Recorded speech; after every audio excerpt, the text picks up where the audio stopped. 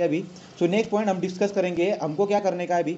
सो ये जो फैक्टर हमने निकाला है ये जनरल बोल रहे हैं हम, डेली वाला फैक्टर, हावरली का, वीकली का, मंथली का, जो हम फैक्टर निकाले हमने 1.8, 2.7, 1.48, 1.28, ये हमने क्या किया, ऑब्जर्वेशन के बेहाफ पे निकाला।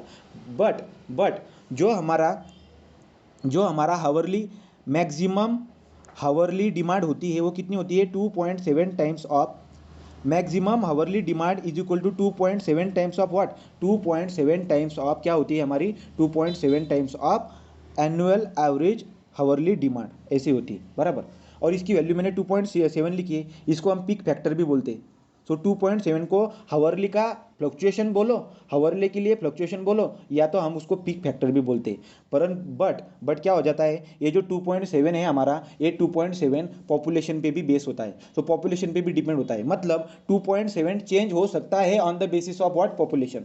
तो पॉपुलेशन से क्या होता है, ये 2.7 चेंज हो सकता है। कैसे चेंज होगा, so fluctuation in hourly demand is also, fluctuation in hourly demand can be change, it is based on population. तो ये पॉपुलेशन के बेस पे भी डिपेंड होता है। हमने जनरली इसकी वैल्यू लेके चल रहे हैं हम 2.7, पर इसकी वैल्यू चेंज भी हो सकती है।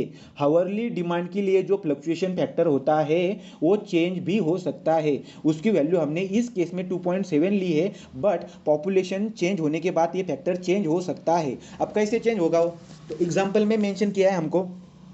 अब कैसे चेंज होगा वो, तो चेंज होगा, यहाँ पे मैं पॉपुलेशन लिख रहा हूँ, सो ये हमारा पॉपुलेशन है और साइड में हमारी ये फ्लक्चुएशन है। सो this is our what, fluctuation in hourly demand, hourly demand. हाँ, तो हावरली डिमांड में जो फ्लक्चुएशन की वैल्यू होती है वो जनरली हम 2.7 लेके चलते हैं, पर पॉपुलेशन चेंज होने के बाद ये फैक्टर चेंज हो सकता है। हावरली डिमांड का जो फ्लक्चुएशन का फैक्टर है वो चेंज हो सकता है। अब कैसे चेंज होगा, कंसिडर करेंगे कि एक कम्युनिटी या एक सिटी की जो पॉपुलेशन है वो 50,000 से कम है, राइट। सो 50,000, एक कम्युनिटी और एक सिटी जो होगी उसकी पॉपुलेशन 50,000 से कम है। सो उस केस में जो फ्लक्चुएशन निकल के आएगी हमारी, वो 2.7 नहीं होगी, वो क्या होगी, वो होगी हमारी 3। तो वो क्या होगी हमारी 3 वो फैक्टर होगा। बाद में वो जो सिटी और कम्युनिटी होगी उसका पॉपुलेशन 50,000 से लेकर 2 लाख तक। सो 1 2 3 4 5, 2 लाख तक उस सिटी की पॉपुलेशन है। जब जब 50,000 से लेकर 2 लाख तक पॉपुलेशन होगी एक कम्युनिटी और एक सिटी की, तब हम जो है हावरली का फ्लक्चुएशन होगा वो कितना लेंगे हम, वो लेंगे हम 2.5। जब जनरल केस बोलेंगे तो जनरल केस में हम क्या लेंगे, 2.7, बट पॉपुलेशन चेंज होने के बाद ये फ्लक्चुएशन जो होती है हावरली में वो चेंज हो जाती है। बाद में हम क्या करेंगे, सिर्फ हावरली का फ्लक्चुएशन के बारे में बोल रहा हूँ मैं, डेली का, वीकली का, मंथली का फ्लक्चुएशन के बारे में यहाँ पे नहीं बोल रहे हैं हम। तो आगे क्या, फिर 2 लाख से पॉपुलेशन ज़्यादा होगी, population is greater than what, population greater than 2 lakh. तो 2 लाख से पॉपुलेशन कम्युनिटी की ज़्यादा होगी, उस वक्त हम क्या करेंगे, उस वक्त हमारा जो फैक्टर होगा वो फैक्टर हो जाएगा 2, राइट। तो उस वक्त हमारा फैक्टर का हो जाएगा 2। So therefore fluctuation in the hourly demand can be change which is based on what, population. तो पॉपुलेशन के बेस पे होती है। तो पॉपुलेशन चेंज होने के बाद जो हावरली का जो फ्लक्चुएशन होता है जिसको हम 2.7 बोले थे, वो क्या हो जाता है, हमारा चेंज हो जाता है। तो ये पॉइंट क्लियर हुआ क्या आपका, रिपीट करने की जरूरत है कि इसमें, ये पॉइंट क्लियर हुआ क्या, मयूरी, डिम्पल, मयूरी, क्लियर झाला का पॉइंट रे। Next point, so next point क्या, अभी अब देखेंगे हम क्या, कि यार हमको डिजाइनिंग जो होगी हमारी, वो डिजाइनिंग हम कौन से डिस्चार्ज पे करेंगे। डिस्चार्ज मतलब क्या, वो समझ में आ जाएगा आपके। तो ठीक है, अब क्या हुआ, हमने क्या क्या निकाली, हमने वैल्यू निकाली QMH की। QMH मतलब क्या, QMH मतलब मैक्सिमम हावरली डिमांड। QMH इसको कैसे निकाला था हमने, QMH is equal to 2.7 times of annual average hourly demand, right. ये था हमारा QMH। तो हमारे पास QMH आ गया। दूसरा हमारे पास था QMD मतलब क्या, QMD मतलब थी हमारे पास, QMD मतलब व्हाट, मैक्सिमम डेली डिमांड। कितनी थी, 1.8 times of annual average daily demand, right. ये भी था हमारे पास। दूसरा हमारे पास था तो QMDD बोलते हैं हम, मैक्सिमम डेली डिमांड। हाँ, बाद में हमारे पास क्या थी, हमारे पास एक और डिमांड थी, fire demand. So fire demand, fire demand हमने कैसे निकाली? So Q F D fire demand is equal to what? Fire demand निकालने के लिए हमारे पास बहुत इंपेरिकल फॉर्मूले थे, उसमें से हम फॉर्मूला कौन सा यूज़ करते हैं? ज़्यादातर हम गवर्नमेंट ऑफ इंडिया का फॉर्मूला यूज़ करेंगे, जो था हमारा 100 √P। इसकी वैल्यू निकालने के बाद जो वैल्यू निकल के आएगी वो किलोलीटर पर डे में निकल के आती है, right. So Q F D, M D D, right, और M H. So Q M H, Q M D D, Q F D, इन तीनों वैल्यू की रिक्वायरमेंट हमको अभी होगी, इसका यूज़ हमको करने का है अभी, ठीक है। तो हम क्या करेंगे, हमारी जो वाटर सप्लाई स्कीम होगी, वाटर सप्लाई स्कीम में क्या क्या आता है? सोर्स आता है, सोर्स के बाद में इनटेक आता है, इनटेक के बाद में पाइपलाइन आती है, पाइपलाइन के बाद में पंप होते हैं, पंप के बाद में फिर से पाइपलाइन आएगी, पाइपलाइन के बाद में ट्रीटमेंट प्लांट के बाद में जो होती है सर्विस रिजर्वायर आता है, सर्विस रिजर्वायर के बाद में हमारा डिस्ट्रीब्यूशन सिस्टम आता है। तो ऐसी हमारी वाटर सप्लाई स्कीम है। अब हमको क्या करने का है? हमारी वाटर सप्लाई स्कीम की डिजाइनिंग करनी है। तो डिजाइनिंग करने के लिए हमको क्या कंसिडर करना पड़ता है? डिस्चार्ज। तो डिस्चार्ज मतलब क्या? क्यू एम एच की वैल्यू निकालनी पड़ेगी, क्यू एम डी डी की वैल्यू निकालनी पड़ेगी और क्यू एफ डी की वैल्यू निकालनी पड़ेगी, और इनके बिहाफ पे हम क्या करेंगे? हमारी वाटर सप्लाई स्कीम को डिजाइनिंग करेंगे। तो ये वाला पॉइंट आपका क्लियर हो गया होगा। तो हमको क्या करने का अभी? हमको क्या करने पड़ेगा? तो हम क्या करेंगे अब? डिजाइनिंग कौन से वैल्यू के लिए मैं डिजाइनिंग करूँ, कौन से वैल्यू के लिए मैं डिजाइनिंग करूँ? तो ऑब्जर्वेशन आप जब करोगे तो आपको समझ में आएगा कि क्यू एम एच की वैल्यू जो निकल के आती है, ये सबसे ज़्यादा निकल के आती है। Q M H, Q M D D और क्यू एफ डी। तो क्यू एम एच की वैल्यू जो निकल के आती है वो सबसे ज़्यादा वैल्यू निकल के आती है। तो हम जो डिज़ाइनिंग करेंगे वो ज़्यादा वैल्यू के लिए डिज़ाइनिंग करेंगे। मतलब क्या? हमारी जो वाटर सप्लाई स्कीम में पाइपलाइन होगी, रिजर्वायर होगा, उसको हम क्या करेंगे? ज़्यादा पानी के लिए डिज़ाइन करेंगे। अब जो सर्विस रिजर्वायर होता है, मतलब पानी की जो टंकी होती है शहरों में एलिवेटेड पानी की जो टंकी होती है, हाइट पे, कुछ हाइट पे जो एलिवेटेड वाटर की टंकी होती है, उसको हम डिज़ाइनिंग करेंगे। पर डिज़ाइनिंग करने के लिए हमको क्या चाहिए? उसमें ज़्यादातर कितना पानी आ सकता है, उसके लिए हम डिज़ाइनिंग करेंगे। तो Q M H, Q M D D और क्यू एफ डी, इन तीनों में से सबसे ज़्यादा वैल्यू जो होती है वो क्यू एम एच की वैल्यू होती है। तो हम क्या बोलते हैं कि हम जो डिज़ाइनिंग करेंगे वो क्यू एम एच के लिए डिज़ाइन करेंगे, या तो हम तो क्यू एम एच के लिए डिज़ाइन करेंगे, या तो हम डिज़ाइनिंग करेंगे Q M D D plus Q F D, right. मतलब हम क्या करेंगे? क्यू एम एच की वैल्यू निकाल लेंगे और Q M D D plus Q F D की वैल्यू, ये दोनों की सम निकाल लेंगे। तो एक वैल्यू होगी कुछ तो हमारे पास, और क्यू एम एच की वैल्यू भी होगी हमारे पास। इन दोनों में से जो वैल्यू मैक्सिमम होगी, वैल्यू मैक्सिमम होगी, उस वैल्यू के लिए हमारी पाइपलाइन, हमारा सर्विस रिजर्वायर, हमारा ट्रीटमेंट प्लांट हम क्या करेंगे? डिजाइनिंग करेंगे। मतलब क्या निकल के आया यहाँ से? अब क्यू मतलब क्या होता है? क्यू मतलब कितने टाइम में कितना पानी आ रहा है। मतलब हमने क्या किया अभी? क्यू एम एच और Q M D D plus Q F D, इसकी सम आई कुछ तो 10 और क्यू एम एच की सम आई कुछ तो 9। इनमें से ज़्यादा वैल्यू कौन सी है? वो है 10। अभी 10 वैल्यू मतलब क्या? ये 10 वैल्यू हमने क्या कंसिडर की? 10 लीटर पर मिनट। 10 लीटर पर मिनट मतलब क्या? कि एक मिनट में 10 लीटर इतना पानी हमारे पाइपलाइन में आना चाहिए। मतलब क्या हुआ? ये देखो, ये क्रॉस सेक्शन है हमारी, ये कुछ पाइपलाइन होगी, ये क्रॉस सेक्शन है। तो एक मिनट में ज़्यादा से ज़्यादा 10 लीटर इतना ही पानी जाना चाहिए। मैंने एग्जांपल बताया आपको, सिर्फ एग्जांपल बताया। तो इस क्रॉस सेक्शन से एक मिनट में सिर्फ 10 लीटर पानी जाना चाहिए। उससे जब पानी ज़्यादा जाएगा, हमारी पाइपलाइन क्या हो जाएगी? हमारी पाइपलाइन में लीकेज आ जाएगा, पानी का वेस्टेज हमें दिखाई पड़ेगा। सो देयरफॉर हम डिजाइनिंग कहाँ पे करते हैं? डिजाइनिंग हम डिजाइनिंग किसके लिए करेंगे? सो देयर थियोरेटिकली हम हमारे सर्विस रिजर्वायर, हम हमारे वाटर सप्लाई स्कीम को हमारे वाटर सप्लाई स्कीम को 2 डिस्चार्ज के लिए डिजाइन करते हैं। कौन सा? एक हुआ क्यू एम एच और दूसरा कौन सा? दूसरा हमारे Q M D D plus Q F D. So इस दोनों की सम और Q M H. So Q M H और Q M D D plus Q F D, whichever is what greater. इन दोनों में से जो वैल्यू बड़ी होगी उसके लिए हम क्या करते हैं? हमारी वाटर सप्लाई स्कीम को डिजाइन करते हैं। बोला हा पॉईंट क्लिअर झाला का रे? हा पॉईंट क्लिअर झाला का रे? सांगा पटकन, कमेंट करा, मेसेज करायचा खाली। क्लिअर झाला का हा पॉईंट?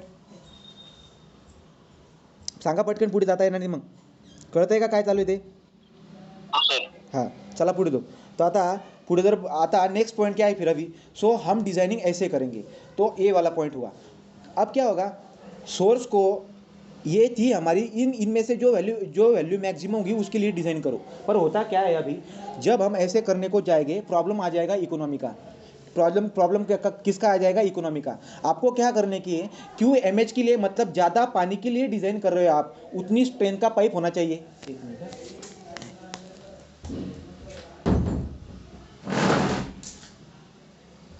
तो उतनी स्ट्रेंथ की क्या होनी चाहिए, उतनी स्ट्रेंथ की पाइपलाइन होनी चाहिए। तो उतनी स्ट्रेंथ की पाइपलाइन होनी चाहिए मतलब मटेरियल भी वैसा होना चाहिए। सो मटेरियल वैसा होना चाहिए मतलब क्या, हमारी कॉस्ट ज़्यादा निकल के आएगी। तो ये दोनों में से जब हम ज़्यादा वाली वैल्यू यूज करते हैं तो प्रॉब्लम कैसे आती है, प्रॉब्लम आती है अनइकोनॉमिक की, ठीक है, अनइकोनॉमिकल की प्रॉब्लम आ जाएगी। तो प्रैक्टिकली हम क्या करेंगे, ये तो थियोरेटिकली हुआ, थियोरेटिकली कैसे बोल दिया मैंने कि क्यू एम एच और Q M D D plus F D, इनमें से जो वैल्यू वैल्यू ज़्यादा आएगी उसके लिए सब जो हमारे कंपोनेंट हो गए, मतलब सोर्स हुआ, इंटेक हुआ, पाइपलाइन हो गई, पंप हो गए, ट्रीटमेंट प्लांट हो गया, इस सबको इस इन दोनों में से जो वाली वैल्यू मैक्सिमम आएगी उसके लिए डिज़ाइन करो। ऐसे मैं थियोरेटिकली बोल रहा हूँ, बट प्रैक्टिकली ये पॉसिबल नहीं है। क्यों, क्योंकि प्रैक्टिकली जब हम करने को जाएंगे प्रॉब्लम आ जाएगी पैसों की। तो इनमें से ज़्यादातर जो वैल्यू होगी उसके लिए डिज़ाइन करने के वक्त क्या हो जाता है, पैसों का प्रॉब्लम आ जाता है। तो हम प्रैक्टिकली क्या करते हैं, प्रैक्टिकली हम क्या करेंगे, हम इस तरह से हमारी क्या करते हैं, डिज़ाइनिंग करते हैं। किस तरह से, सो डिज़ाइन डिस्चार्ज पॉइंट क्या है अभी, डिज़ाइन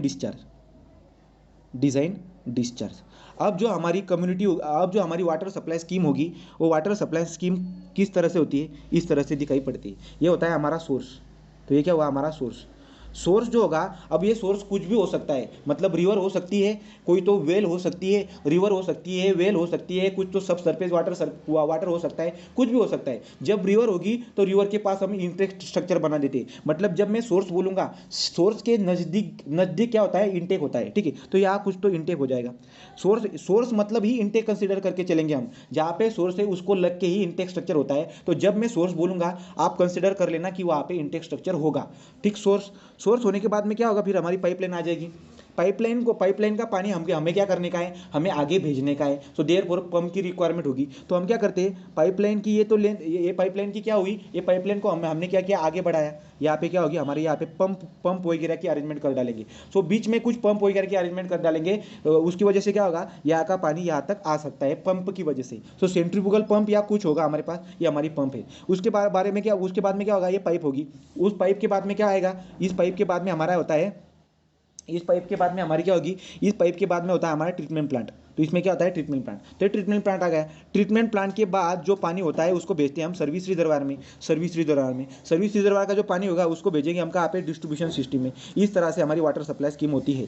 तो अब क्वेश्चन क्या हुआ, हमें थियोरेटिकली क्या यूज़ करना था, डिज़ाइन करने के लिए थियोरेटिकली क्या यूज़ करना है हमको, क्यू एम एच और Q M D D plus Q F D whichever is what maximum. इन दोनों में से जो वैल्यू मैक्सिमम आएगी उसके लिए थियोरेटिकली डिजाइन करो, बट थियोरेटिकली पॉसिबल नहीं है। तो प्रैक्टिकली हम क्या करते हैं, फिर प्रैक्टिकली हम क्या करेंगे, हमारा सोर्स को डिजाइन करेंगे कौन से डिस्चार्ज के लिए, सोर्स को डिजाइन करते हैं हम क्यू एम डी के लिए। सोर्स में क्या आएगा, फिर सोर्स में जो होगा, सोर्स में जो होगा, अब रिवर जो होगी, रिवर हमारा सोर्स है। रिवर को डिजाइन करने की जरूरत नहीं हमको, पर रिवर के साथ में जो इंटेक स्ट्रक्चर होगा उसको हम डिजाइन करेंगे किसके लिए, क्यूएमडी के लिए। अब क्यूएमडी मतलब क्या हुआ, maximum daily demand. Maximum daily demand के लिए उसको क्या करूंगा, डिजाइन करूंगा। मतलब मैक्सिमम डेली डिमांड मतलब क्या, कि पूरे साल में ऐसा कुछ तो दिन था वहां पे पानी की रिक्वायरमेंट सबसे ज्यादा थी, राइट। तो मैं क्या करूंगा, हर रोज, मतलब उसके लिए मैं डिज़ाइन करूंगा, मैं क्या करूंगा, उसके लिए डिज़ाइन करूंगा। क्योंकि मैक्सिमम उतनी पानी की रिक्वायरमेंट होती है, तो उतना पानी जब हम भेजेंगे तो हमारे सिस्टम में कोई भी प्रॉब्लम नहीं आने वाला, ठीक। तो मैंने क्या की, फिर अभी जो सोर्स होगा, सोर्स मतलब क्या, सोर्स के पास जो इंटेक स्ट्रक्चर होगा उसको डिज़ाइन की मैंने किसके लिए, उसको डिज़ाइन की मैंने मैक्सिमम डेली डिमांड के लिए। तो मैक्सिमम डेली डिमांड के लिए जब मैं उसको डिज़ाइन करूंगा तो हमारा वो जो सोर्स होगा, मतलब इंटेक स्ट्रक्चर होगा, वो क्या हो जाएगा, सेफ हो जाएगा। So therefore source is design for the what, QMD, that is maximum daily demand. और मैक्सिमम डेली डिमांड का फॉर्मूला मैंने क्या बताया था आपको, maximum daily demand is equal to 1.8 times of the annual average daily demand, where 1.8 is what, ये होती है हमारी फ्लक्चुएशन। क्लियर। अब आगे जाते हैं, आगे क्या होगा, आगे होती है हमारी ये पाइप। अब जो बीच की जो पाइप होगी, उस पाइप को भी मुझको डिजाइन करने का है। उसको डिजाइन करने के लिए मैंने बेस लिया है डिस्चार्ज का, तो डिस्चार्ज का बेस लिया है मैंने। तो इसको मैं कौन से डिस्चार्ज पे डिजाइन करूंगा।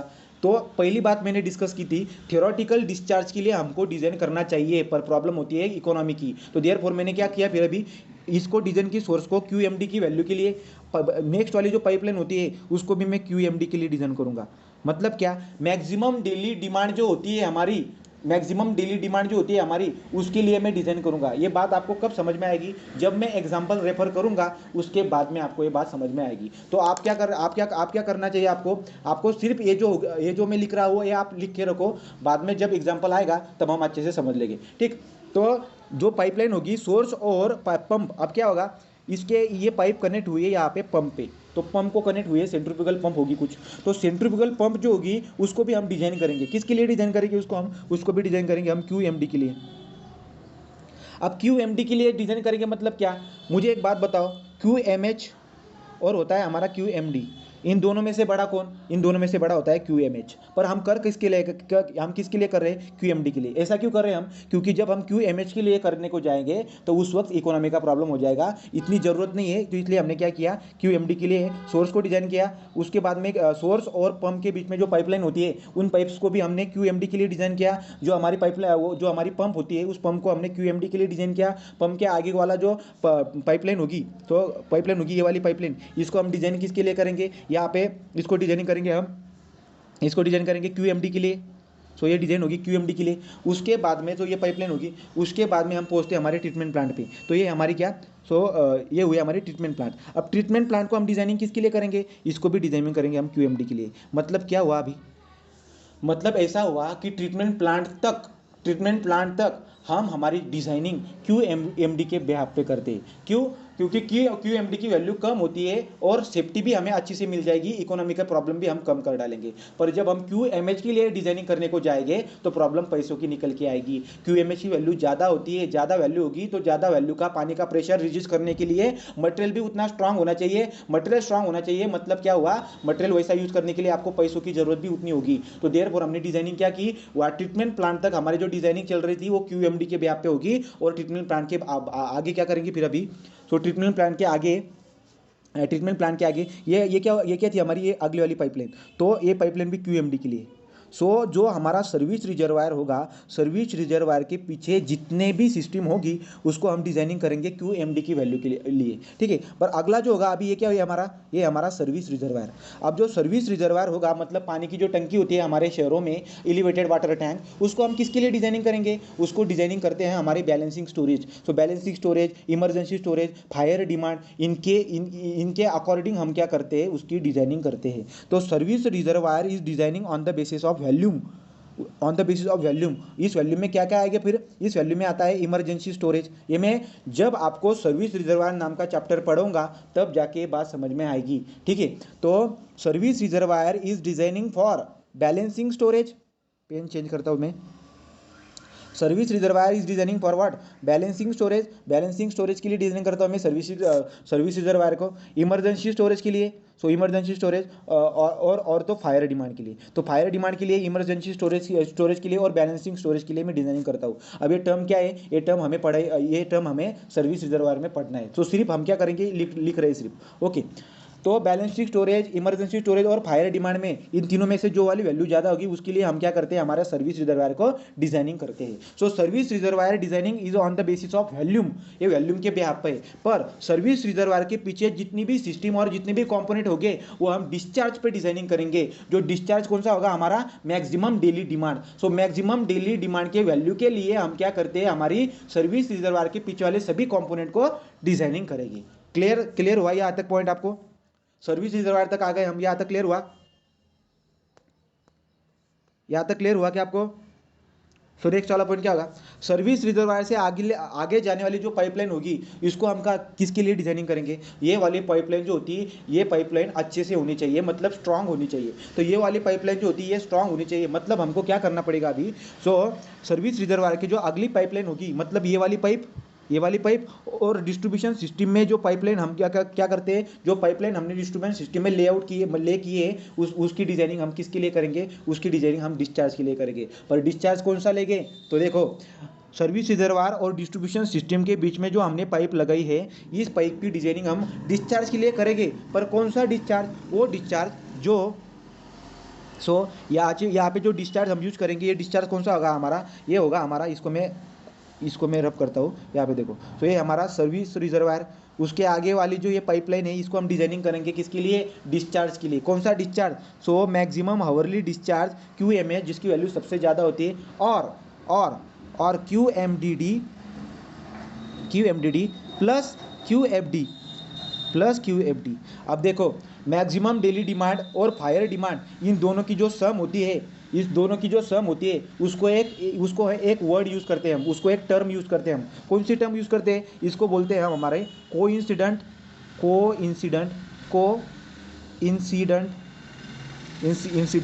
डिमांड, कोइंसिडेंट डिमांड और कोइंसिडेंट ड्राफ्ट भी बोलते हैं हम इसको। सो क्यू एम एच और Q M D D plus Q F D D, इसको हम क्या बोलते हैं? Coincident draft. So maximum hourly demand और कोइंसिडेंट डिमांड, इनमें से जो वाली वैल्यू ज़्यादा होगी उसके लिए हम क्या करेंगे? सर्विस रिजर्वायर और डिस्ट्रीब्यूशन सिस्टम के बीच में जो पाइपलाइन होगी उसको डिजाइनिंग करेंगे। मतलब उस पाइपलाइन ने इतना डिस्चार्ज को रिलीज करना चाहिए, राइट ना। सो मैक्सिमम डिस्चार्ज के लिए हम क्या करेंगे? इसको डिजाइन करेंगे, इस पाइपलाइन को, राइट। सो सर्विस रिजर्वायर और डिस्ट्रीब्यूशन सिस्टम के बीच में जो पाइपलाइन लगाई हमने, उसकी डिजाइनिंग होगी डिस्चार्ज के बेस पे। बस डिस्चार्ज कौन सा होगा? मैक्सिमम आवरली डिमांड और कोइंसिडेंट डिमांड, इसमें से जो वाली वैल्यू ज़्यादा होगी उसके लिए हम क्या करेंगे? उसके लिए हम डिजाइनिंग करेंगे। Point clear? इसके आगे क्या होता है हमारा? इसके आगे होती है हमारी डिस्ट्रीब्यूशन सिस्टम। तो ये हमारी डिस्ट्रीब्यूशन सिस्टम मतलब हमारे शहरों में जो रोड होती है, उस रोड के नीचे पाइपलाइन होती है, उस पाइपलाइन को हम क्या करेंगे? डिजाइनिंग करेंगे। किसके पे? आप पे या इस पे भी क्या करेंगे? फिर यहाँ पे भी क्यू एम एच और कोइंसिडेंट ड्राफ्ट, इनमें से जो वाली वैल्यू मैक्सिमम होगी इसके लिए हम डिजाइनिंग करेंगे distribution system. So therefore distribution system and the pipes between reservoir and distribution system is design on the basis of discharge, but discharge is what? Q M H और coincident draft which is what? Maximum. वो वाली value हम लेंगे इस design के लिए। Service reserve को designing करते हैं on the basis of volume कौन सा होगा हमारा? बैलेंसिंग स्टोरेज वाला, इमरजेंसी स्टोरेज वाला और फायर डिमांड का जो वैल्यूम होगा उनमें से जो वाली वैल्यू ज़्यादा आएगी उसके लिए सर्विस रिजर्वायर पानी की टंकी को डिजाइनिंग करते हैं। ट्रीटमेंट प्लांट, सर्विस रिजर्वायर के पीछे pipe, treatment plant, pipe, pump, pipe, source जितने भी थे उनको डिजाइनिंग करते हैं हम मैक्सिमम डेली डिमांड के लिए। क्यूएमडी बोलो और क्यूएमडीडी बोलो, मैक्सिमम डेली डिमांड के लिए। तो इतना पॉइंट आपका क्लियर हुआ क्या? यहां तक आपको क्लियर हुआ क्या? नजीमा, क्लियर हुआ? ठीक है। तो अब अगला पॉइंट क्या था? तो हमने डिजाइन डिस्चार्ज की बात कर ली। अगला पॉइंट है हमारे design life. So next point is what? Designing life.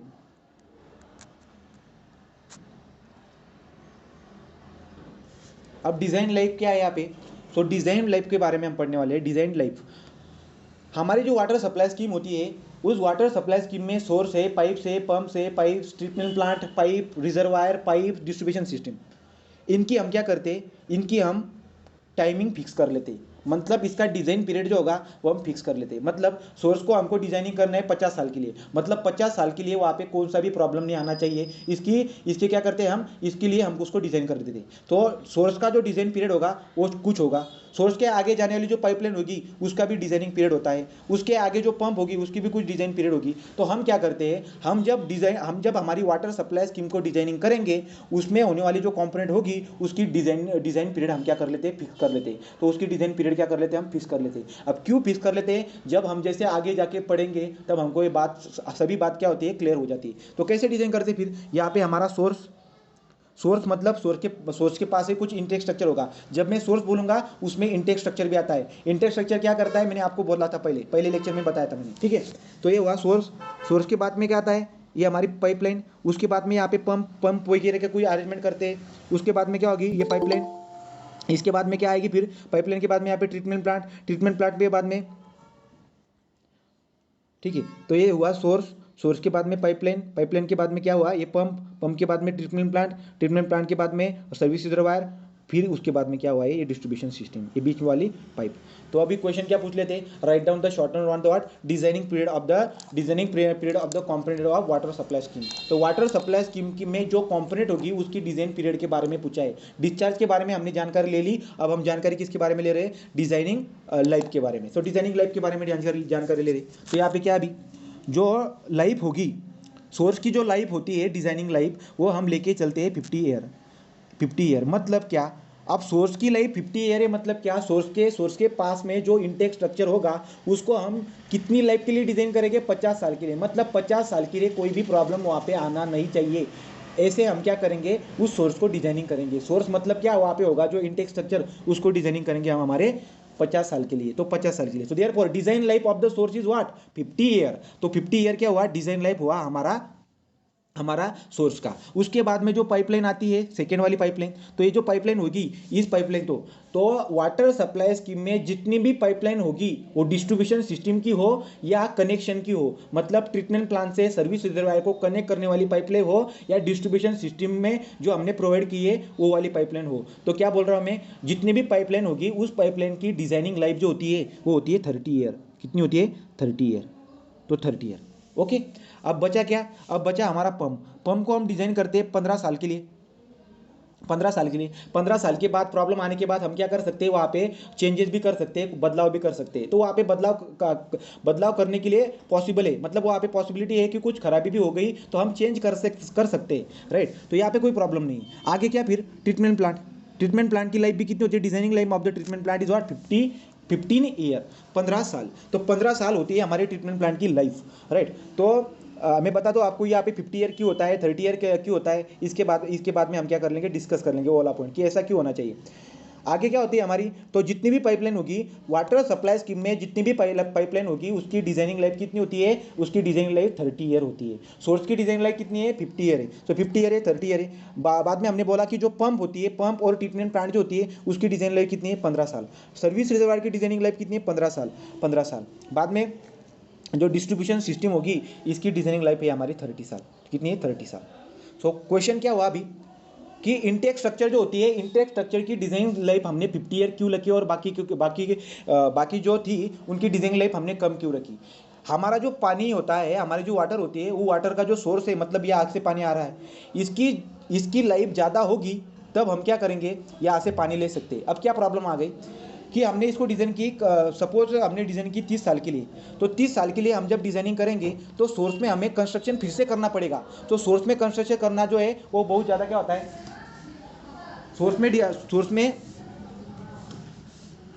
में कंस्ट्रक्शन करना बहुत ज़्यादा क्या होता है, बहुत ज़्यादा क्रिटिकल कंडीशन आ सकती है। तो देयरफॉर हम क्या कर लेते हैं कि 50 साल के लिए ही हम उसको बना लेंगे, बाद में प्रॉब्लम आनी नहीं चाहिए, इसके लिए हम क्या करते हैं, हमारी सोर्स की जो लाइफ होती है वो ज़्यादा रख लेते हैं, ठीक है। और जो 15-15 साल के होती है, वहाँ में कोई भी खराबी आई तो हम क्या कर सकते हैं, ज़्यादा टाइम नहीं लगेगा वहाँ पे, तो वहाँ पे वो अच्छा करने के लिए हमें ज़्यादा टाइम नहीं लगता, हम अच्छे से क्या करते हैं वो पॉइंट क्लियर कर लेते हैं। तो देयरफॉर ये हुई हमारी डिजाइनिंग लाइफ। तो डिजाइनिंग लाइफ में जब पूछेंगे तो वो पॉइंट क्लियर होना चाहिए। तो क्या क्या बताया मैंने, सोर्स की डिजाइनिंग लाइफ कितनी होती है, designing life of the source is 50 year.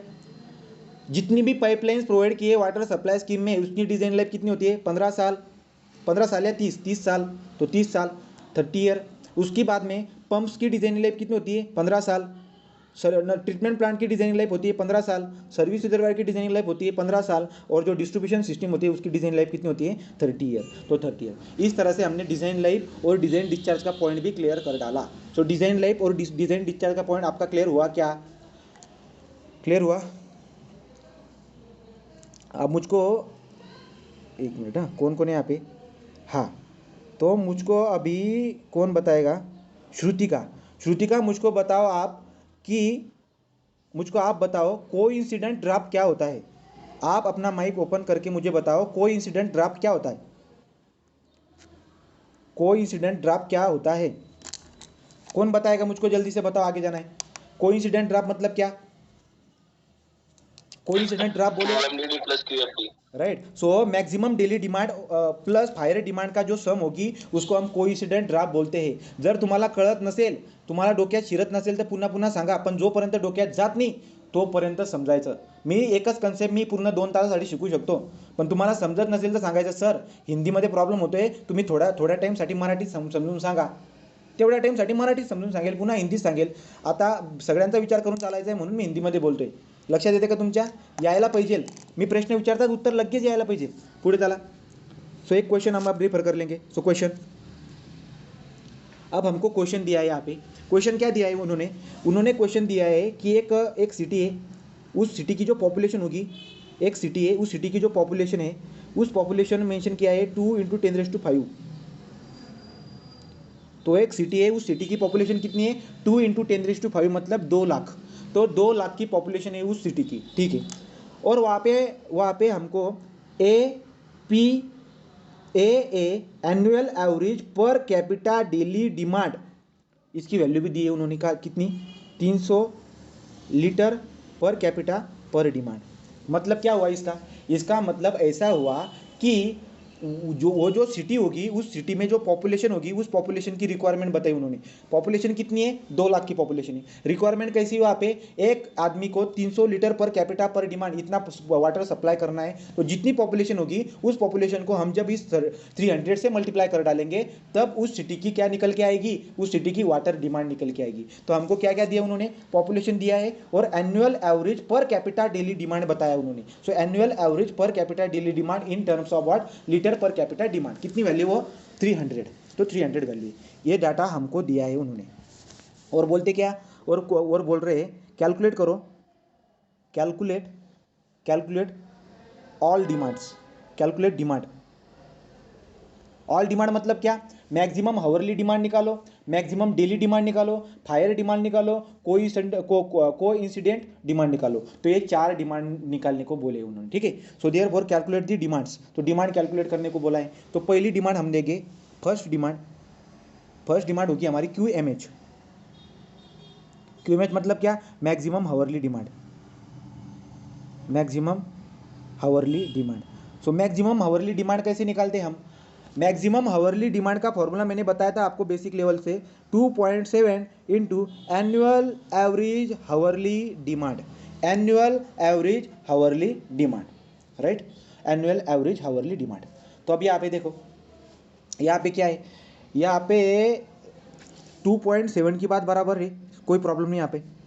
अगला वाला पॉइंट क्या है, AAHD, annual average daily demand. इसको कैसे लिखेंगे हम, एनुअल एवरेज हावरली डिमांड कैसे निकालेंगे हम, एक दिन में 300 लीटर का पानी लग रहा है, एक दिन में कितना, 300 लीटर, ठीक है। तो एक दिन में 300 लीटर का पानी लग रहा है, मतलब पूरे साल में कितना पानी लगेगा, वो है हमारे पास, 1 मिनट, हाँ, 300 लीटर पॉपुलेशन, हाँ। तो ये क्या है, फिर हम क्या करेंगे, 2.7 into annual average hourly demand. इसको मैं कैसा लिख सकता हूँ, इसको मैं ऐसे लिख सकता हूँ क्या, 2.7 into annually average daily demand, annual average per capita daily demand divide by 24 करने के बाद हमें क्या मिल सकता है, 24 करना मतलब हावर में कन्वर्ट करना।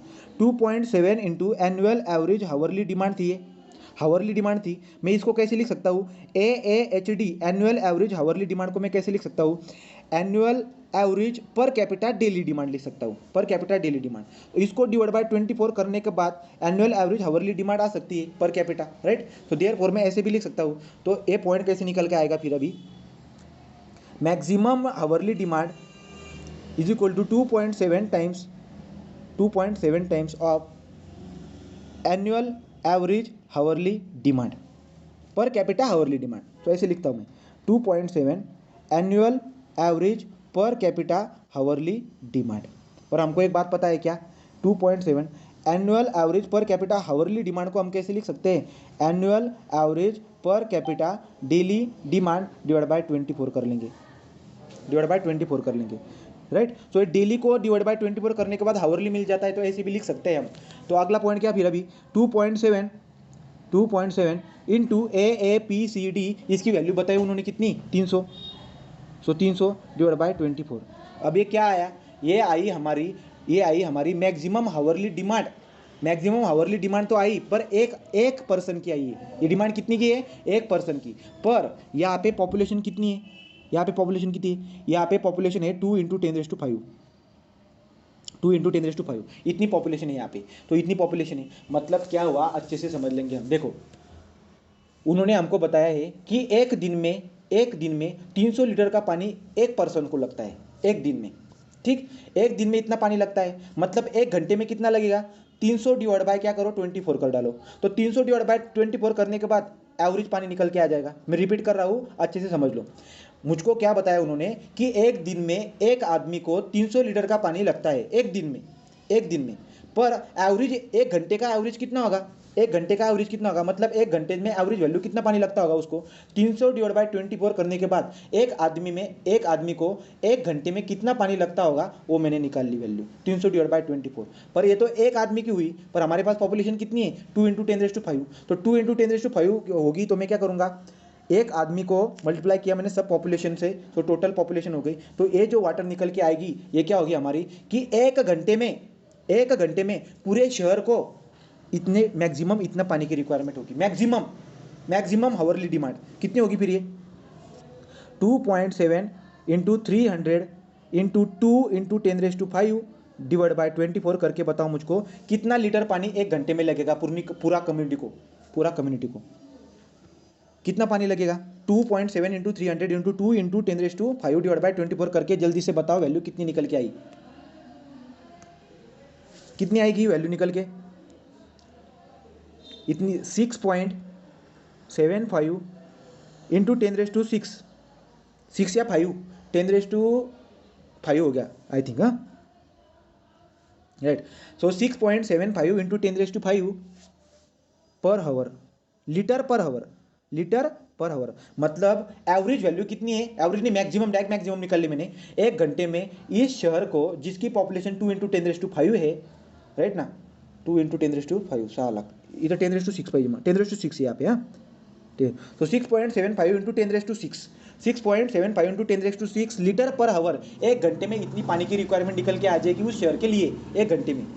पर हमको एक बात पता है 10⁶ लीटर 10 लाख म्हणजे किती रे, 10 लाख को हम क्या बोलते हैं, 10 लाख मतलब 1 मिलियन, 10 लाख मतलब कितना 1 मिलियन, तो 10⁶ लीटर मतलब क्या हुआ, 10⁶ लीटर मतलब क्या 1 मिलियन। सो देयरफॉर जो वैल्यू निकल के आई ये कैसे आई, ये वैल्यू निकल के आई 6.75 इंटू 10⁶ लीटर पर हावर, मतलब एक घंटे में उनको कितना पानी लग रहा है 6.75 इंटू 10⁶। इसको कैसे लिख सकता हूँ 6.75 10⁶ को क्या बोलते हैं हम, मिलियन, सो मिलियन लीटर 6.75 मिलियन लीटर पर हावर,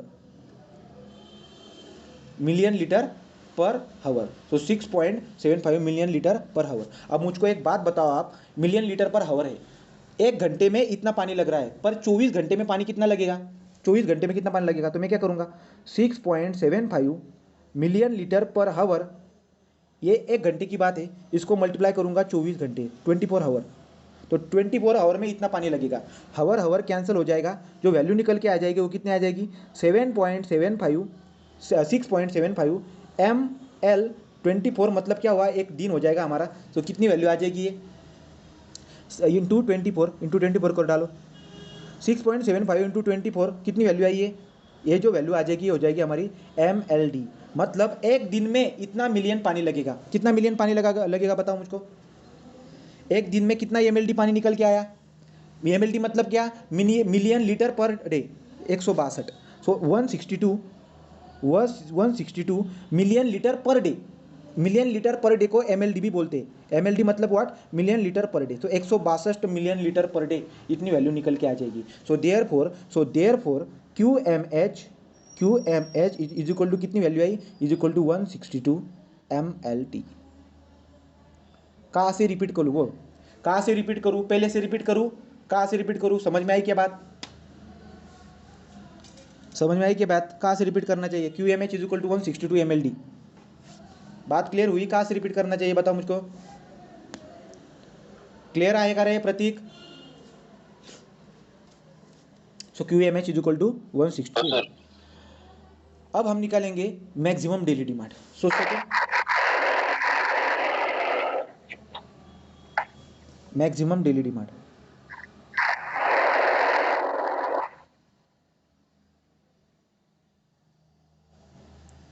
अब मैक्सिमम डेली डिमांड का ये किसका है, ये बंद करो आप, माइक बंद करो।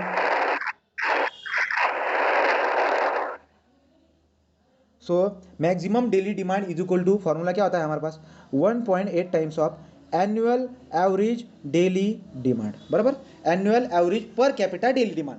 एनुअल एवरेज डेली डिमांड का मतलब क्या होता है, annual average per capita daily demand, तो इसको एनुअल एवरेज डेली डिमांड बोलो या तो annual average per capita daily demand बोलो, वन ऑफ द सेम, दोनों क्या बात है, both of the same. So 1.8 into annual average per capita daily demand बराबर।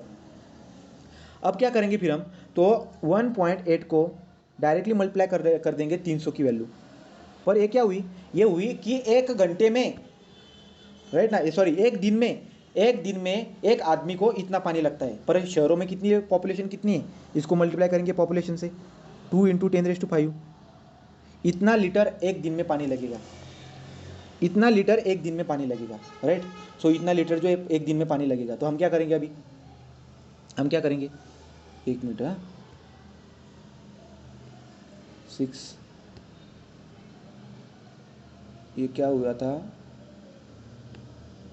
मिलियन, हाँ ठीक है, हाँ तो देखिए 1.8 इंटू 300 इंटू 2 इंटू 10⁵, ठीक, ये पॉपुलेशन हो गई। अब ये क्या हुआ, ये सब वैल्यू निकल के आई लीटर में। एक दिन में इतना लीटर पानी लगेगा उस सिटी को, इतना पानी लगेगा, ठीक है, तो इतना पानी लग गया उसको। अब ये लीटर में वैल्यू आ गई, ये वैल्यू कहाँ पे आई, लीटर में। कितनी वैल्यू आती है, देखो 1.8 इंटू 300 इंटू 2 इंटू 10⁵, वैल्यू कितनी निकल के आएगी,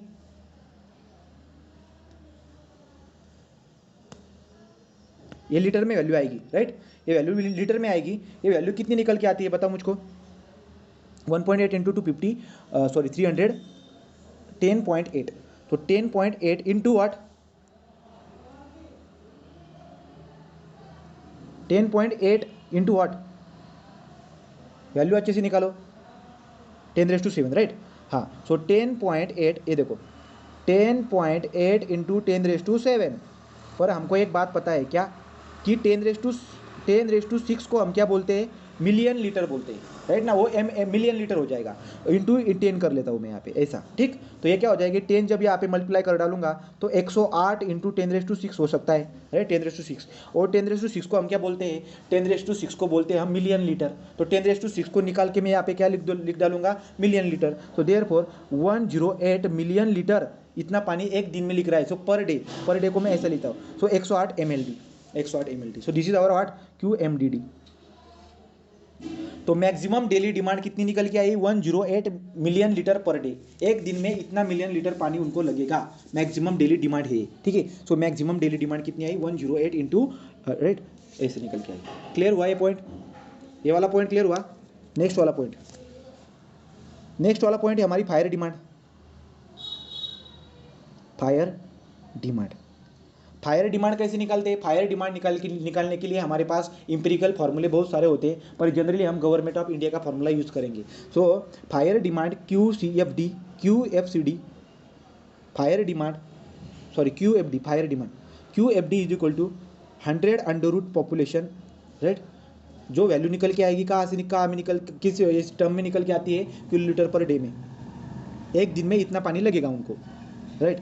सो अब देखो बात, अब क्या हो जाएगी, जो P मुझको डालने का होता है वो पर 1000 में डालना पड़ता है। यहाँ पे पॉपुलेशन कितनी है, यहाँ पे पॉपुलेशन जो होगी वो कितनी होगी, 2 इंटू 10⁵ डिवाइड बाय, इसको क्या करना पड़ता है, 1000 से डिवाइड करना पड़ता है, मतलब 10⁻³ से डिवाइड करना पड़ेगा। ऊपर है 5, नीचे है 3, 2 कट हो जाएगा, कितना बचेगा, 10⁻² इंटू 10⁻², मतलब 100 बाकी रह जाएगी, राइट। तो 10⁻² रह जाएगी। क्लियर हुआ पॉइंट। सो देयरफॉर पॉपुलेशन क्या निकल के आएगी, 2 इंटू 10⁻², बराबर किया मैंने, तो डिवाइड बाय 1000 करना पड़ेगा। तो P की वैल्यू कितनी आई, 2 इंटू 10⁻², 10⁻² मतलब 100 दूना कितना हो जाएगा, 200। तो इसकी वैल्यू कितनी आई, 200। 2 लाख को 1 2 3 4 5, राइट, डिवाइड बाय कितना करना है, 1000, मतलब वैल्यू कितनी आएगी, 200, बराबर। तो P की वैल्यू कितनी आई, 200। तो अब QFD कैसे निकालूंगा मैं, QFD is equal to 100 under root में P की वैल्यू 200 डालनी पड़ेगी। तो कितनी आएगी वैल्यू, ये बताओ मुझको अभी।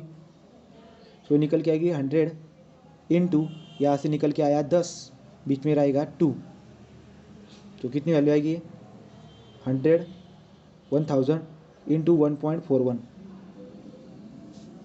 तो कितनी हो जाएगी फिर वैल्यू, कितनी आ रही है वैल्यू,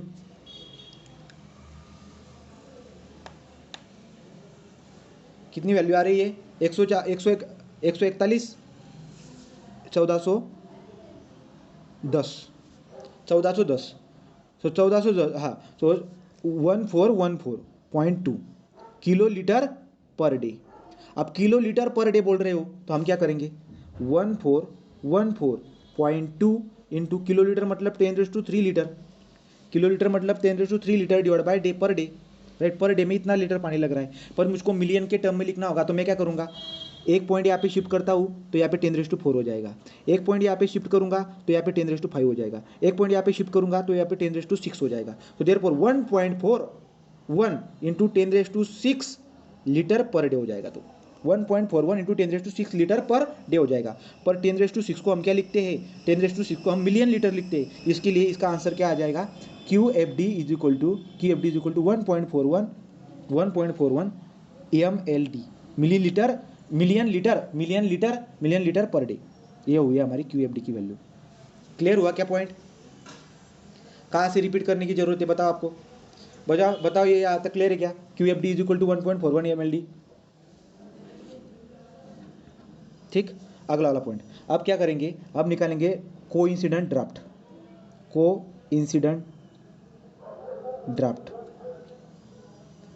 अब कोइंसिडेंट ड्राफ्ट क्या होती है, coincident draft is equal to QMDD plus QFD। QMDD की वैल्यू कितनी निकाली हमने, QMDD is equal to 108 MLD plus QFD is equal to 1.41 MLD। So therefore answer कितना आएगा, 109.41 MLD। ये हुई है हमारी कोइंसिडेंट ड्राफ्ट। तो ये क्या हुई हमारी कोइंसिडेंट ड्राफ्ट। तो ये कोइंसिडेंट ड्राफ्ट हो गई अभी हमारी, राइट। अब design capacity of all component, अब हमको डिज़ाइन डिस्चार्ज देना था, तब कैसे देंगे हम। तो यहाँ तक क्लियर है क्या सबको, प्रति क्लियर इथपर्यंत क्लियर है का? हाँ, तो इथपर्यंत क्लियर है, राइट। तो यहाँ तक हमको पॉइंट क्लियर है। तो मैक्सिमम हावरली डिमांड जब क्वेश्चन आएगा तो क्वेश्चन सॉल्व करना आना चाहिए। उन्होंने एक दिन का पानी बताया यहाँ पे, तो कैसे हम वैल्यू निकालेंगे उसकी मैंने डिटेल में आपको बात बताई, ठीक। अब अगला पॉइंट क्या है यहाँ पे, तो क्या हमने डिमांड सब कैलकुलेट कर ली। अगला पॉइंट क्या था, अब हमको कैपेसिटी डिज़ाइन करनी। तो मुझको क्या करने का, अभी मुझको डिज़ाइनिंग करनी है हमारी पाइप की। तो डिज़ाइनिंग करते वॉल्यूम के बेस पे, नहीं तो डिस्चार्ज के बेस पे। पर ये जो डिस्चार्ज हम जो डिस्चार्ज लेंगे ये पर्टिकुलर टाइम के लिए लेंगे। मतलब क्या, सोर्स का जो लाइफ पीरियड था वो 50 साल था, तो 50 साल के बाद में वहाँ पे कितना डिस्चार्ज आ सकता है वो हमें पता होना चाहिए। उसके लिए हमको 50 साल के बाद पॉपुलेशन कितनी होगी वो भी पता होना चाहिए। तो 50 साल के बाद पॉपुलेशन कितनी होगी ये बात भी हमको पता होना चाहिए। तो पॉपुलेशन हमको क्या करनी पड़ती है, फोरकास्ट करनी पड़ती है। तो हम क्या करेंगे, आज की पॉपुलेशन हमको दी है, पर 50 साल पॉपुलेशन कितनी होगी वो हम पता कर लेंगे, और उस पॉपुलेशन के लिए फिर से QMH निकालेंगे, फिर से QMD निकालेंगे, फिर से फायर डिमांड और कोइंसिडेंट ड्राफ्ट निकालेंगे, और उस डिस्चार्ज के लिए फिर हम डिज़ाइनिंग करेंगे। मतलब अब मैंने जो आपको 4 डिमांड बताई, वे डिमांड किसकी थी, आज की डिमांड थी। ये डिमांड आज की है, पर 50 साल या 15 साल के बाद जो डिमांड होगी वो कुछ अलग होगी। क्यों अलग होगी, क्योंकि पॉपुलेशन बढ़ जाएगी। तो पॉपुलेशन बढ़ने की वजह से वो डिमांड भी अलग हो सकती है। तो इसलिए हमको क्या निकालना पड़ेगा कि 15 साल के बाद पॉपुलेशन कितनी हो जाएगी, 20 साल के बाद में पॉपुलेशन कितनी हो जाएगी। सो पहले हमको पॉपुलेशन फाइंड आउट करना पड़ता है। सो पर्टिकुलर टाइम इंटरवल में पॉपुलेशन कितनी इंक्रीज हो जाती है वो हमको निकालना पड़ता है। इसके लिए अगला पॉइंट जो हमारा होगा वो होगा पॉपुलेशन फोरकास्टिंग। सो देयरफॉर अब हमारा पॉइंट कौन सा चल रहा है, पॉपुलेशन फोरकास्टिंग।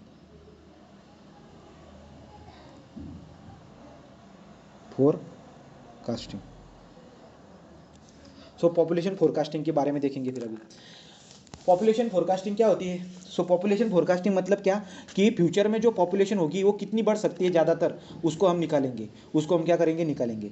सो पॉपुलेशन जो होती है वो पॉपुलेशन किस पे डिपेंड करती है, पॉपुलेशन इंक्रीज होगी या कम होगी, ये डिपेंड कर किस पे करेगी, ये डिपेंड कर जाती है। सो पॉपुलेशन ऑफ कम्युनिटी की जो पॉपुलेशन होगी, पॉपुलेशन ऑफ कम्युनिटी बढ़ सकती है या कम हो सकती है, डिपेंड किस पे होती है, ये डिपेंड होती है ग्रोथ रेट पे, ये डिपेंड होती है डेथ रेट पे, ये डिपेंड होती है माइग्रेशन पे। मतलब उस सिटी में कितने लोग माइग्रेट होके आए हैं। माइग्रेट मतलब क्या, कुछ दूसरे जगह से उस शहर में आना। तो ये क्या हुआ, ये माइग्रेट हुआ। नहीं तो क्या बोल सकते हैं, इस शहर से दूसरे शहर में जाना, ये क्या हुआ, माइग्रेशन। सो माइग्रेशन पे हमारी पॉपुलेशन डिपेंड करेंगी।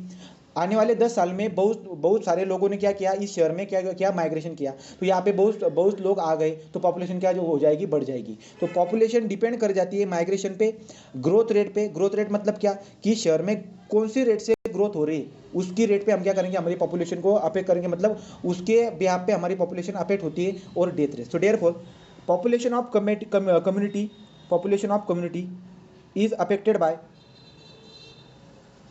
By population of community is affected by एक नंबर क्या है हमारा, एक नंबर है ग्रोथ रेट, दो नंबर क्या, death rate, growth rate, death rate, तीसरा क्या, फिर तीसरा है migration, right. So therefore population आगे जाके बढ़ सकती है या कम हो सकती है, इसके लिए उस सिटी का, उस कम्युनिटी का हमको ग्रोथ रेट और डेथ रेट मतलब क्या, कौन से रेट से यहाँ पे डेथ हो रही है इस शहर में, डेथ रेट कौन से रेट से मतलब कितने टाइम में, मतलब ऐसे हो सकता है कि 2 सालों में इतनी इतनी यहाँ पे क्या होती है, इतनी यहाँ पे डेथ होती है। सो उस रेट से हम क्या करते हैं, पॉपुलेशन आगे जाके कितनी हो सकती है, सो आने वाले टाइम में पॉपुलेशन कितनी हो सकती है, इसके लिए हमको पढ़ाई करनी पड़ेगी, किसकी, ग्रोथ रेट की, डेथ रेट की, और माइग्रेशन होकर कितने लोग इस शहर में आए हुए हैं उसकी हमको क्या करनी पड़ती है, पढ़ाई करनी पड़ती है। और उसके बाद में हम क्या कर सकते हैं, हमारी पॉपुलेशन को फोरकास्ट कर सकते हैं, फ्यूचर में कितनी पॉपुलेशन हो सकती है वो हम निकाल सकते हैं, राइट। यहाँ तक पॉइंट क्लियर हुआ आपको। सो ये वाला पॉइंट पॉपुलेशन फोरकास्ट में, पहला पॉइंट मैंने बताया आपको कि पॉपुलेशन जो होती है एक कम्युनिटी की, वो इन 3 पॉइंट पे क्या होती है, अफेक्ट होती है। तो अगला पॉइंट क्या, अभी नेक्स्ट पॉइंट है हमारा कि जो वेरिएशन निकल के आती है पॉपुलेशन की, वो किस तरह से होती है, उसका मैं आपको एक ग्राफ बता देता हूँ, वो बहुत इंपॉर्टेंट ग्राफ है, ठीक है। तो variation of population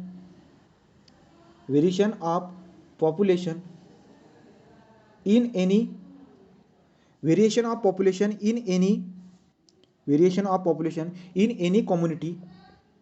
community is observe to be. तो लक्ष्य क्या था। सो अब हम क्या करेंगे, कम्युनिटी में जो वेरिएशन दिखाई पड़ती है वो किस तरह से होती है, उसका मैं आपको ग्राफ बना के बता देता हूँ, ठीक है। तो किस तरह से उसमें वेरिएशन होते हैं वो देखते हैं हम। जो वेरिएशन होगी वो इस तरह से होती है,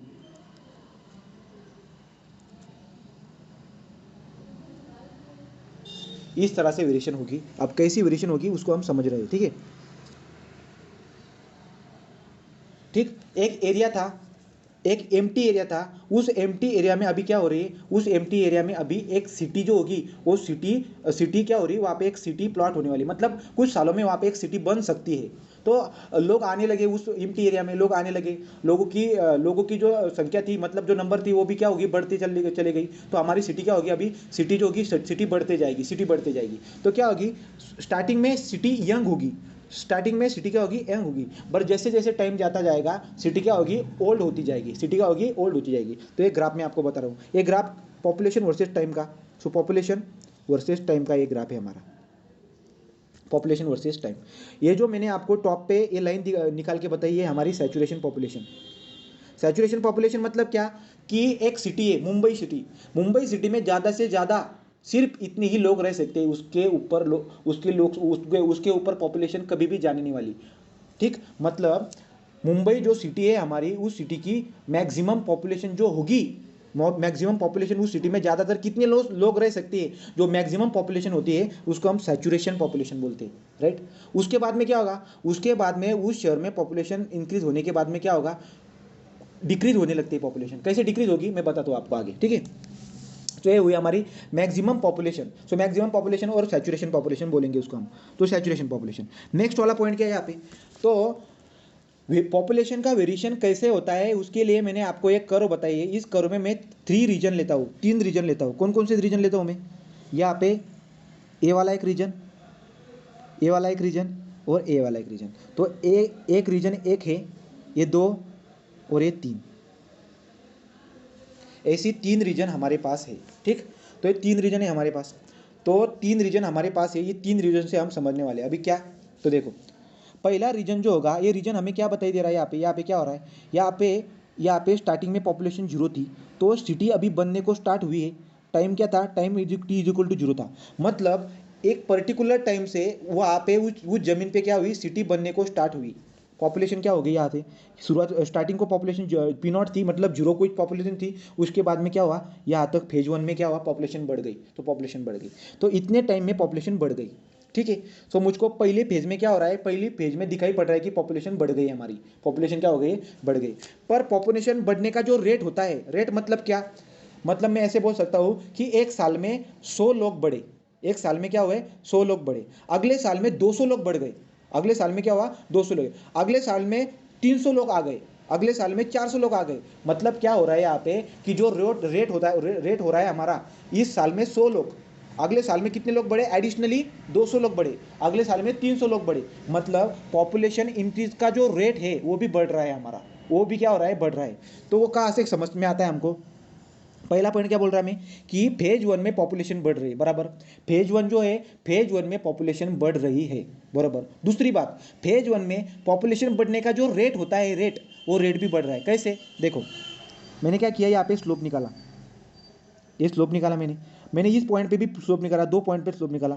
तो जब हम स्लोप निकालेंगे, यहाँ पे स्लोप कम है पर यहाँ पे स्लोप ज़्यादा है, मतलब यहाँ पे हमें क्या दिखाई पड़ रहा है, यहाँ पे इंक्रीज ऐसे इंक्रीज हो रहा है कुछ। तो सो देयरफॉर क्या बोलेंगे, यहाँ पे स्लोप और यहाँ पे स्लोप, यहाँ पे स्लोप होगा थीटा 1 और यहाँ पे स्लोप है थीटा 2।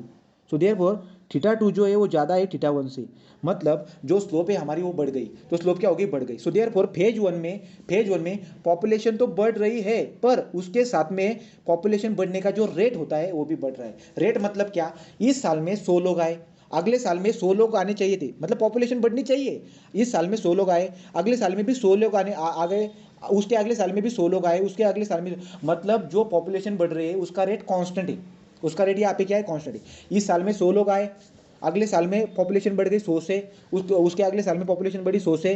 तो ये जो रेट है, रेट हर साल में जो पॉपुलेशन बढ़ रही है वो 100 बढ़ रही है, मतलब जो रेट है वो रेट कांस्टेंट है। पर पहले फेज में रेट कांस्टेंट नहीं है, रेट बढ़ रहा है। मतलब क्या, इस साल में पॉपुलेशन आई 100, अगले साल में पॉपुलेशन आई 200, बढ़ गई, एक ही साल के लिए पॉपुलेशन बढ़ गई, मतलब रेट ज़्यादा है। सो फेज वन में पॉपुलेशन बढ़ती है, पर पॉपुलेशन बढ़ने के साथ साथ पॉपुलेशन बढ़ने का जो रेट होता है वो भी बढ़ता है। तो पहले फेज में क्या हो रहा है, पहले फेज में डीपी बाई डी टी मतलब व्हाट, पॉपुलेशन बढ़ने का rate. So DP by D T जो है वो भी क्या हो रही है, हमारी इंक्रीज हो रही। सो पहले फेज में डीपी बाई डी टी बढ़ रही है, राइट, और पॉपुलेशन भी बढ़ रही है, तो पॉपुलेशन भी क्या हो रही है, बढ़ रही है। पर डीपी बाई डी टी जो होती है, वो डीपी बाई डी टी मतलब क्या, पॉपुलेशन बढ़ने का जो रेट है वो बढ़ रहा है, पर वो डायरेक्टली प्रोपोर्शनल है पॉपुलेशन के रिस्पेक्ट में। मतलब क्या, फेज वन में मैंने ऑब्जर्व की कि पॉपुलेशन बढ़ रही है, बराबर, फेज वन में मैंने ऑब्जर्व की पॉपुलेशन बढ़ने का जो रेट है वो भी बढ़ रहा है, पर रेट कैसे है, D P by D T is directly proportional to the P. मतलब इस फेज में जिस जिस तरह हमारी पॉपुलेशन बढ़ रही है उसी तरह हमारा रेट दिखाई पड़ रहा है, उसी तरह हमारा रेट क्या हो रहा है, दिखाई पड़ रहा है। मतलब फॉर एग्जांपल कैसे बताओ आपको, कंसिडर करते चलते, ठीक है, इस साल 100 पॉपुलेशन आई, अगले साल 200 पॉपुलेशन आई, उसके अगले साल 400 पॉपुलेशन आई, उसके अगले साल 800 पॉपुलेशन आई। मतलब क्या हो रहा है, अभी यहाँ पे पॉपुलेशन इंक्रीज हो रही है, पॉपुलेशन इंक्रीज हो रही है, बराबर, पर उसका जो रेट है, उसका जो डिफरेंस निकल के आएगा, आज 100 है कल 200 है, इसका डिफरेंस कितने आया, 100 आया। तो कर 200 है, अगले अगले बारे में अगले साल में कितना 400 था, इसका जो डिफरेंस है ये कितना हुआ, ये कितना हुआ, 400। मतलब पॉपुलेशन तो बढ़ रही है पर रेट भी बढ़ रहा है, पर दोनों का जो रिलेशन है ये क्या है, लीनियरली रिलेशन है। So therefore DP by D T is directly proportional to the what, DP by D T is directly proportional to the क्या होगा, हमारा population. So DP by D T is directly proportional to the population, ऐसे हम बोलेंगे। So therefore सबसे पहला point, city और community में जो पॉपुलेशन बढ़ती है उस पर कौन से फैक्टर का अफेक्ट होता है, पॉपुलेशन बढ़ने या घटने में जो फैक्टर होती है। पहला पॉइंट, ग्रोथ रेट, सिटी में पॉपुलेशन की ग्रोथ कौन से रेट से हो रही है। सो पॉपुलेशन जो रेट होती है उसकी वजह से हमारी पॉपुलेशन में क्या आएगा, कम या ज़्यादा हमें दिखाई पड़ेगी। Death rate, so growth rate, death rate और माइग्रेशन, इस 3 फैक्टर से हम क्या करते हैं, हमारी पॉपुलेशन को निकालते हैं। पॉपुलेशन का वेरिएशन टाइम से कैसा होता है, ऐसा कुछ वेरिएशन होता है जो मैं आपको फिर से बताऊंगा, क्योंकि 2-3 लोग चले गए थे और वो फिर से आ गए, तो मुझको नवीन बताना पड़ेगा, मुझको फिर से बताना पड़ेगा, ठीक। हाँ, तो मैंने क्या बताया फिर आपको, उसका जो वेरिएशन निकल के आता है एस शेप में निकल के आता है। इसके लिए हम इस कर्व को एस शेप कर्व बोलते हैं। इसको क्या बोलेंगे हम, एस कर्व, इसको बोलेंगे हम एस कर्व। जो कर्व मैंने बताया इसको एस कर्व बोलो, एस कर्व, या इसको लॉगरिथमिक कर्व बोलते हैं, लॉजिस्टिक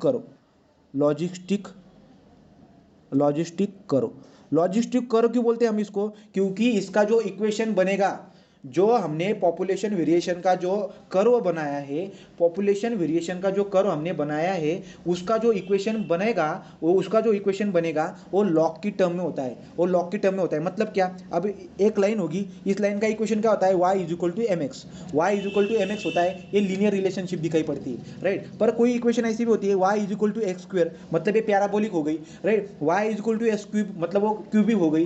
तो जो हमारी ये कर्व है, इसकी इक्वेशन क्या होगी, y is equal to log x, क्या, लॉग एक्स। सो जो कर्व, पॉपुलेशन वेरिएशन की जो कर्व हमने बनाई है, उसकी वेरिएशन लॉगरिथमिक है, उसका जो इक्वेशन निकल के आएगा वो लॉग की टर्म में निकल के आएगा। इसके लिए पॉपुलेशन वेरिएशन के कर्व को हम लॉजिस्टिक कर्व बोलते हैं। इसको लॉजिस्टिक कर्व बोलो, या तो इसको यस कर्व बोलो, नहीं तो इसको ऑटो कैटेलिव कर्व भी बोलते हैं। तो मैं इसको यहाँ पे लिख देता हूँ, auto catalytic curve. So S curve बोलो, लॉजिस्टिक कर्व बोलो, या तो auto, AUTO, auto catalytic, CATALY catalytic, TIC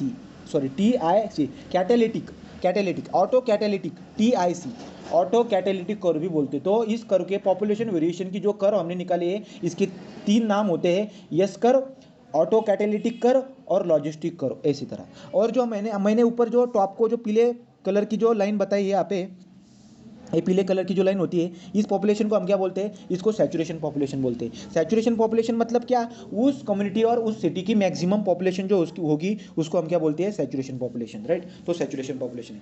अब मैंने क्या किया था, इस कर्व को 3 फेज में मैंने क्या किया था, डिवाइड किया था, फेज 1, फेज 2 और फेज 3। जो पहला वाला फेज था, इस पहले वाले फेज को बोलते हैं हम, ये पहला वाला फेज है, मतलब क्या, ये यंग सिटी है, मतलब कुछ इम्प्टी जगह पे अभी सिटी बनने को स्टार्ट हुआ है। तो पहली फेज हम ये क्या बताती है, पहली फेज को बोलते हैं हम यंग सिटी, मतलब अभी सिटी बनने को स्टार्ट हुई है। तो जब सिटी बनने को स्टार्ट होगी, पॉपुलेशन वहाँ पे बढ़ेगी, पर पॉपुलेशन बढ़ने का जो रेट होता है, वो रेट भी बढ़ेगा। तो पॉपुलेशन भी बढ़ेगी और पॉपुलेशन बढ़ने का रेट भी बढ़ेगा, पर पॉपुलेशन बढ़ने का rate is directly proportional to the what, population. So DP/dt is directly proportional to the population. ऐसे मैंने आपको समझा के बताया था, मैंने स्लोप भी लेके बताई थी, ठीक है, ओके। अब दूसरा फेज, अब जो दूसरा फेज होगा हमारा सेकेंड फेज, अब क्या होगी, हमारी जो सिटी होगी वो थोड़ी ओल्ड हो चुकी है, मतलब क्या, वहाँ पे अभी जो पॉपुलेशन निकल के आएगी, पॉपुलेशन बढ़ रही है। यहाँ पे देखो, इस फेज में भी पॉपुलेशन बढ़ रही, यहाँ पे कुछ पॉपुलेशन होगी, अब जाके पॉपुलेशन इतनी होगी, तो पॉपुलेशन बढ़ चुकी है। यहाँ पे पॉपुलेशन क्या होगी, पॉपुलेशन बढ़ चुकी है। तो दूसरे फेज में जो हमारा सेकेंड फेज है, सेकेंड फेज में क्या हो रहा है, पॉपुलेशन बढ़ रही है, सेकेंड फेज में भी पॉपुलेशन बढ़ रही है, पर पॉपुलेशन बढ़ने का जो रेट है वो कैसा है, वो हम देखेंगे अभी। तो देखो, मैंने क्या किया, स्लोप निकाला, क्या कहाँ पे स्लोप निकाला, मैंने इस पॉइंट पे स्लोप निकाला। स्लोप क्या निकल के आई, ऐसे कुछ स्लोप निकल के आई, मैंने इस पॉइंट पे फिर से स्लोप निकाल के देखा।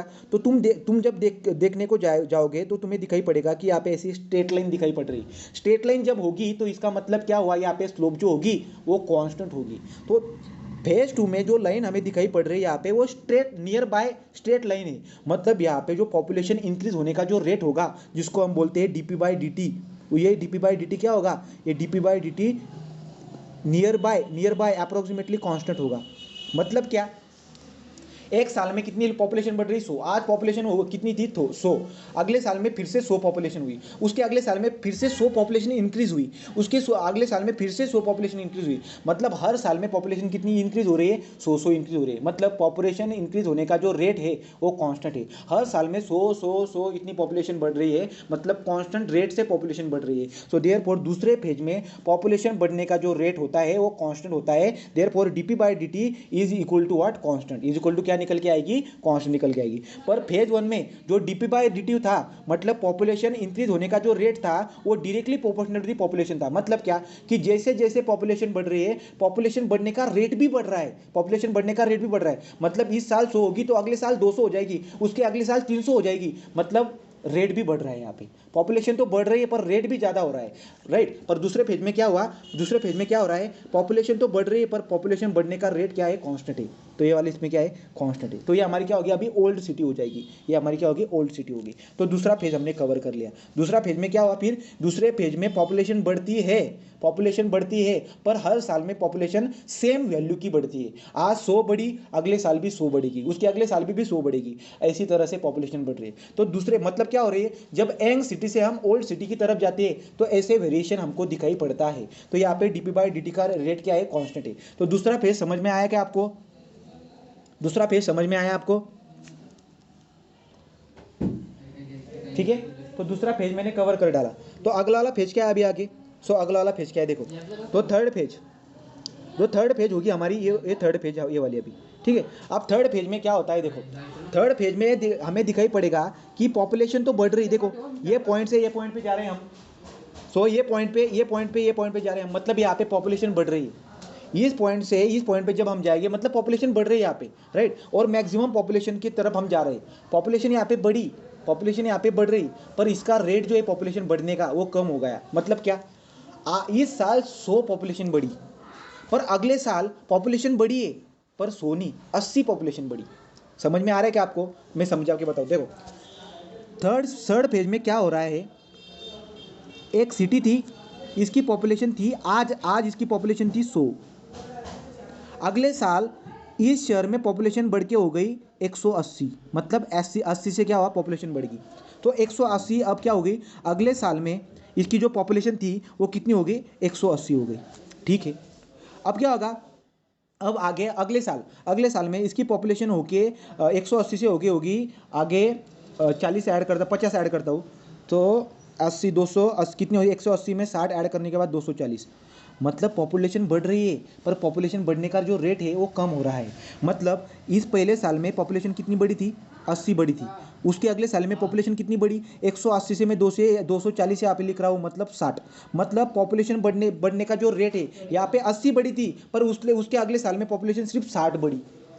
समझ में आ रहा है क्या आपको, पॉपुलेशन बढ़ रही है पर उसके बढ़ने का जो रेट है ना वो कम होते जा रहा है। यहाँ पे पॉपुलेशन बढ़ने का जो रेट है वो कम होते जा रहा है। आपको समझ में आ रहा है कि मैं क्या बोल रहा हूँ, तुम्हाला कळतंय का मी काय सांगतोय, मराठी राहिली असते तर 1 नंबर सांगितलं असतं, पण आता असू द्या, क्लियर है का। तो पॉपुलेशन बढ़ रही है, यहाँ पे देखो 100 से पॉपुलेशन 180 होगी, 180 से 240 होगी, पॉपुलेशन बढ़ रही है। पर पहले साल में कितनी पॉपुलेशन बढ़ी, 80, दूसरे साल में कितनी पॉपुलेशन बढ़ी, 60, पहले साल में 80 बढ़ी थी, उसके दूसरे साल में 60 ही बढ़ी, मतलब जो बढ़ने का जो रेट है ना वो कम हो चुका है यहाँ पे। तो पॉपुलेशन बढ़ने का जो रेट है वो कम हुआ, पहले 80 था, फिर बाद में कितना हुआ, 60 हुआ। तो तीसरे फेज में पॉपुलेशन बढ़ती है पर पॉपुलेशन बढ़ने का रेट जो होता है वो कम हो जाता है। तो पहले फेज में क्या हुआ, पॉपुलेशन बढ़ती है पर पॉपुलेशन बढ़ने का रेट, मतलब कैसे, इस फेज में क्या होता होगा, इस फेज में देखो, इस कंट्री की इस जो सिटी है उसकी पॉपुलेशन कितनी है, 100 है, अगले साल में कितनी हुई, 180 हो गई, 180 होगी, उसके अगले साल में क्या होगा, उस मतलब 80 से पॉपुलेशन बढ़ चुकी है। उसके आगे क्या होगी, इसके आगे जो होगी, इसके आगे 300 हो गई, 300 होगी, मतलब क्या, कितने से बढ़ गई, 120 से बढ़ गई। पॉपुलेशन बढ़ गई पर पहले साल 80 से बढ़ी थी, अब अगले साल 120 से बढ़ी, मतलब पॉपुलेशन तो बढ़ी पर पॉपुलेशन बढ़ने का जो रेट था वो भी बढ़ चुका है। ये कहानी थी पहले फेज की। तो पहले फेज की, तो देयरफॉर हमने क्या बोला, डीपी बाई डी जो रेट थी directly proportional to the population. अगले वाले पेज में क्या था, पॉपुलेशन बढ़ रही है पर पॉपुलेशन बढ़ने का जो रेट है वो कांस्टेंट है। मतलब क्या, अब यहाँ पे पॉपुलेशन कितनी थी, 100, अगले साल में कितनी बढ़ी, 100 से बढ़ी, मतलब कितना हुआ अभी 200, तो पॉपुलेशन कितने से बढ़ी, 100 से बढ़ी। अगले साल कितनी होगी पॉपुलेशन, अगले साल पॉपुलेशन होगी 300, मतलब पॉपुलेशन कितने से बढ़ी, 100 से बढ़ी। तो हर एक साल पॉपुलेशन बढ़ रही है पर हर साल में जो पॉपुलेशन बढ़ने का जो रेट है वो क्या है, कांस्टेंट है। So DP by D is constant. तो दूसरे फेज की बात बता दी। और तीसरे फेज में ओल्ड सिटी बोलेंगे हम, तीसरे फेज को क्या बोलते हैं हम, ओल्ड सिटी। तो ये ओल्ड सिटी में क्या रिलेशन निकल के आएगी, थर्ड फेज में जो रिलेशन निकल के आती है, जो रेट होता है DP by D T is directly proportional to the PS saturation population minus increase in population, ऐसे होगा। तो तीसरे फेज का जो इक्वेशन बनाया मैंने, DP by D T is directly proportional to the PS minus P. अब ये क्या है समझ लो, पॉपुलेशन बढ़ रही है यहाँ पे, सैचुरेशन पॉपुलेशन क्या होती है, कांस्टेंट होती है, मतलब ये वैल्यू कितनी होती है, 1000 पॉपुलेशन होगी। इसके बाद पॉपुलेशन कभी भी बढ़ती नहीं, इसके बाद में आगे पॉपुलेशन नहीं बढ़ने वाली, उसकी लिमिट, उस सिटी की लिमिट सिर्फ इतनी है। सो पीएस ये वाली वैल्यू क्या है हमारी, कांस्टेंट है, पर पॉपुलेशन क्या बढ़ती जा रही है, पॉपुलेशन बढ़ते जा रही है, पॉपुलेशन क्या हो रही है, इंक्रीज होती जा रही है। तो जब फिक्स वैल्यू में से बढ़ने वाली वैल्यू जब हम माइनस करेंगे तो ये पूरी टर्म क्या होती है, कम होती जा रही है। मतलब क्या, ये वैल्यू कितनी है, 1000 है। तो जब 1000 में से हम पहले मैंने 800 माइनस किया, वैल्यू कितनी आई 200, बाद में हमने 900 माइनस की तो वैल्यू कितनी आई 100। तो फिक्स वैल्यू में से जब हम बढ़ती वैल्यू वैल्यू माइनस करेंगे तो टोटल वैल्यू हमारी कम होती जाती है। तो ये टोटल टर्म क्या होगी, हमारी कम होती जाएगी। मतलब dp/dt का रेट क्या होते जा रहा है, कम होते जा रहा है, राइट। तो बात समझ में आई आपको। थर्ड फेज में पॉपुलेशन तो बढ़ती है पर पॉपुलेशन बढ़ने का रेट कम होते जाता है। तो थर्ड पॉइंट का, थर्ड फेज का इक्वेशन कैसे बनाया हमने, dp/dt is directly proportional to the ps minus p। P where what, increase in population. तो ये बात आपको समझ में आई क्या, या फिर से बताऊं, ये पूरे वेरिएशन आपको समझ में आया क्या, ये पूरे वेरिएशन आपको समझ में आया क्या, समझ में आई बात। मयूरी, माधुरी, कहा से बताऊ, पहिले से बताऊ की आपको हे सांगा रे, कुठून सांगायचं, हे शिकून घ्या आज तुम्ही, इथं कोणी नाही, तुम्ही 4-5 पोरं आहेत। नवीन सांगू का, क्लिअर झालं का? Yes sir. हाँ ठीक है। आता सो अब हम क्या करेंगे, हमने क्या देखा, पॉपुलेशन पॉपुलेशन बढ़ने या घटने में कौन से फैक्टर अफेक्ट करते हैं, उस फैक्टर के बारे में हमने देखा। जो फैक्टर थे 3, ग्रोथ रेट, डेथ रेट और माइग्रेशन, राइट। दूसरा हमने देखा वेरिएशन, पॉपुलेशन की वेरिएशन कैसे होती है। इसके लिए मैंने आपको एक कर्व निकाल के बताई। उस कर्व को हम एस कर्व बोलते हैं, उस कर्व को हम लॉजिस्टिक कर्व बोलते हैं, नहीं तो उस कर्व को हम ऑटो कैटेलिटिक कर्व बोलेंगे, बराबर। अब उसको लॉजिस्टिक कर्व क्यों बोलेंगे, क्योंकि उस कर्व का जो इक्वेशन बनता है, उस कर्व का इक्वेशन जो बनेगा वो लॉग की टर्म में होता है, इसके लिए हम उसको लॉजिस्टिक कर्व बोलते हैं। फिर से हमने क्या देखी, एक पीएस नाम की टर्म देखी जिसको हम सैचुरेशन पॉपुलेशन बोलते हैं। सैचुरेशन पॉपुलेशन मतलब क्या, इस सिटी में मैक्सिमम सिर्फ इतने ही लोग रह सकते हैं, उसके आगे ज़्यादा पॉपुलेशन नहीं जाने वाली, ठीक। तो पीएस मतलब मैक्सिमम पॉपुलेशन होगी, ठीक। तो मैक्सिमम पॉपुलेशन, फिर हमने क्या की, जो कर्व बनाई थी उसको डिवाइड की 3 फेज में, first phase, second phase, third phase. तो फर्स्ट फेज क्या होती है, first phase denote young city, मतलब अब हमारी सिटी बनने को स्टार्ट हुई है। तो जब हमारी सिटी बनने को स्टार्ट हुई है, वहाँ पे हमें क्या दिखाई पड़ता है, पॉपुलेशन उस शहर में क्या होगी, पॉपुलेशन आने को स्टार्ट होगी, राइट। सो पॉपुलेशन बढ़ेगी, पर पॉपुलेशन बढ़ने का जो रेट होगा वो भी बढ़ जाता है। तो रेट कैसे बढ़ता है, dp/dt is directly proportional to the population. ये वाली बात कवर की। सेकेंड फेज जो होता है, उस सेकेंड फेज में जो कर्व होती है वो स्ट्रेट लाइन बताती है। मतलब पॉपुलेशन इंक्रीज होने का जो रेट होगा, पॉपुलेशन तो बढ़ रही है पर पॉपुलेशन इंक्रीज होने का जो रेट होगा वो कांस्टेंट होता है। तो dp/dt इज व्हाट, कांस्टेंट। और थर्ड फेज में हमने क्या देखा कि पॉपुलेशन तो बढ़ रही है पर पॉपुलेशन बढ़ने का जो रेट होगा वो कम होगा। पॉपुलेशन बढ़ेगी पर पॉपुलेशन बढ़ने का जो रेट होगा वो कम होते जाएगा। So dp/dt is directly proportional to the ps minus p। अब ps कांस्टेंट वैल्यू है, उसमें से हम माइनस क्या कर रहे हैं, बढ़ती वाली वैल्यू। तो पॉपुलेशन बढ़ रही है ना, फिक्स वैल्यू में से जब हम बढ़ती वाली वैल्यू माइनस करेंगे, कंसीडर करके चलो फिक्स वैल्यू 10 है और 10 में से हमने पहले निकाले माइनस किया 4, 10 में से जब हम 4 माइनस करेंगे तो वैल्यू कितनी निकल के आएगी, 6 निकल के आएगी। अब हमने क्या की, बढ़ती वाली वैल्यू ली, मतलब 4 की जगह हमने 6 यूज की। तो 10 में से जब मैं 6 माइनस करूंगा वैल्यू कितनी निकल के आएगी, 4। तो फिक्स वैल्यू में से जब हम बढ़ती वाली वैल्यू माइनस को करते हैं तो हमारी टोटल वैल्यू डिक्रीज होते जाती है। तो पहले वैल्यू निकल के आई थी 6, अब निकल के आई 4, तो वैल्यू क्या हो रही है, डिक्रीज हो रही है। तो dp/dt क्या निकल के आएगा, डिक्रीज होते हुए दिखाई पड़ेगा। So dp/dt is directly proportional to the ps minus p। तो ये हमारी वेरिएशन थी, तो ये वेरिएशन हमने देखी। अब हमारे पॉपुलेशन फोरकास्टिंग की मेथड देखेंगे। तो पॉपुलेशन फोरकास्टिंग लगभग 8 से लेकर 9, 10 या 12 मेथड है उसकी। सो पॉपुलेशन फोरकास्टिंग की 10 या 12 मेथड है। मैं आपको एक मेथड समझा के बता देता हूँ और यहाँ पे रुक जाता हूँ। तो एक मेथड हम डिस्कस कर लेते हैं, ठीक है। सो पॉपुलेशन फोरकास्टिंग की जो फर्स्ट मेथड हम देखेंगे उस मेथड का नाम है arithmetic increase method. So method of population forecasting, method of population forecasting. हम पॉपुलेशन फोरकास्ट क्यों कर रहे हैं, क्योंकि हमको हमारी जो वाटर सप्लाई स्कीम है उसकी कुछ डिज़ाइन लाइफ होती है। तो डिज़ाइन लाइफ 15 साल, 30 साल, 50 साल, कुछ तो उसकी लाइफ होगी। उस लाइफ के लिए, उस लाइफ में क्या होगा, 15 साल के बाद पॉपुलेशन बढ़ जाएगी। तो हमको उस पॉपुलेशन, कितनी पॉपुलेशन बढ़ सकती है वो निकालने का होगा। तो पॉपुलेशन निकालने के बाद डिज़ाइन के लिए उस पॉपुलेशन की ज़रूरत होगी। इसके लिए हम क्या करते हैं, हम पॉपुलेशन फोरकास्ट कर लेते हैं। तो method of population forecasting, method of population forecasting, पहली मेथड जो होगी एरिथमेटिक इंक्रीज मेथड। अब देखो, पॉपुलेशन फोरकास्टिंग की बहुत सारी मेथड होगी, पर मैं मेथड कौन सी यूज करूं, इसके लिए मुझको पता होना चाहिए कि वो यंग सिटी है या ओल्ड सिटी है। मतलब क्या होगा, अभी बॉम्बे या पुणे की जब हम बात करेंगे तो वो यंग सिटी नहीं है, वो बहुत पुरानी सिटी है। मतलब उसकी डिजाइनिंग के लिए जब हम पॉपुलेशन फोरकास्टिंग करते हैं तो हमको बेसिक फंडा क्या पता होना चाहिए कि वह सिटी जो है वो यंग सिटी है या ओल्ड सिटी है। सो यंग सिटी होगी तो हम कौन सी मेथड यूज़ करनी चाहिए, ओल्ड सिटी होगी तो हम कौन सी मेथड यूज़ करनी चाहिए, तो ये हमको बताया यहाँ पे। ठीक है, तो पहली मेथड मैंने यूज़ किया है arithmetic mean method, arithmetic increase method.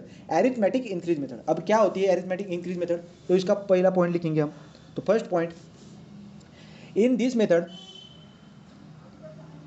in this method rate of in this method rate of growth of population, rate of growth of population is assumed to be constant, assumed to be constant। अब जो मैंने point लिख के बताया आपको, it in this method rate of growth of population is assume to be constant, इसका मतलब मैं बता देता हूँ।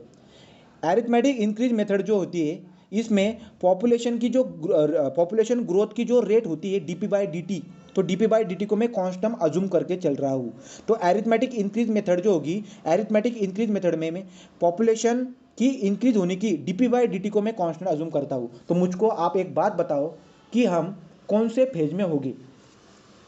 एरिथमेटिक मेथड जब मैं यूज करता हूँ मतलब मैं कौन से फेज में रहूंगा, कौन से फेज में रहूंगा मैं, कौन से फेज में रहूंगा मैं, फेज टू में रहूंगा, क्योंकि फेज टू में क्या है डीपी बाई डी का रेशियो जो है वो कांस्टेंट है। सो डीपी बाई डी का रेशियो क्या होता है, कांस्टेंट होता है। अब कैसे कांस्टेंट होता है, क्या होता है, मतलब क्या कि जो सिटी होगी हमारी वो ज़्यादा पुरानी भी नहीं होगी और जो सिटी होगी वो ज़्यादा यंग भी नहीं होगी, ऐसे कुछ सिटी होगी, उस सिटी में हमें पॉपुलेशन फोरकास्टिंग करनी है। तो उस सिटी में हम क्या करेंगे, डीपी बाई डी को कांस्टेंट अज्यूम करके पॉपुलेशन फोरकास्टिंग करेंगे। तो पहला पॉइंट मैंने लिखा, in this method the rate of growth of population is assume to be constant, that is DP by D is near by constant. So DP by D is equal to constant, ये हुआ पहला point. दूसरा point क्या बोलता हूँ यहाँ पे मैं, so second point, second point क्या है यहाँ पे, इन this method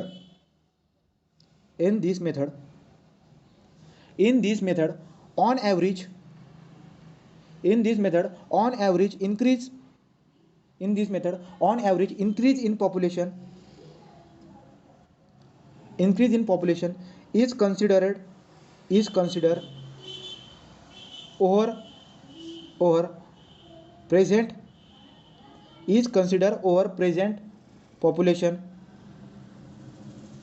present population in order to forecast the future population। अब इसका मतलब क्या, इन this method an average increase in population is consider over present population. इस मेथड में हम क्या करेंगे, जो एवरेज इंक्रीज वैल्यू है उसको हम क्या करेंगे, प्रेजेंट पॉपुलेशन में ऐड कर डालेंगे और फ्यूचर पॉपुलेशन निकाल लेंगे। तो कहाँ तक आया मैं, in order to forecast the future population, ये आपने लिख लिया। अब इस सेंटेंस को समझने के लिए मैं एग्जांपल देता हूँ आपको।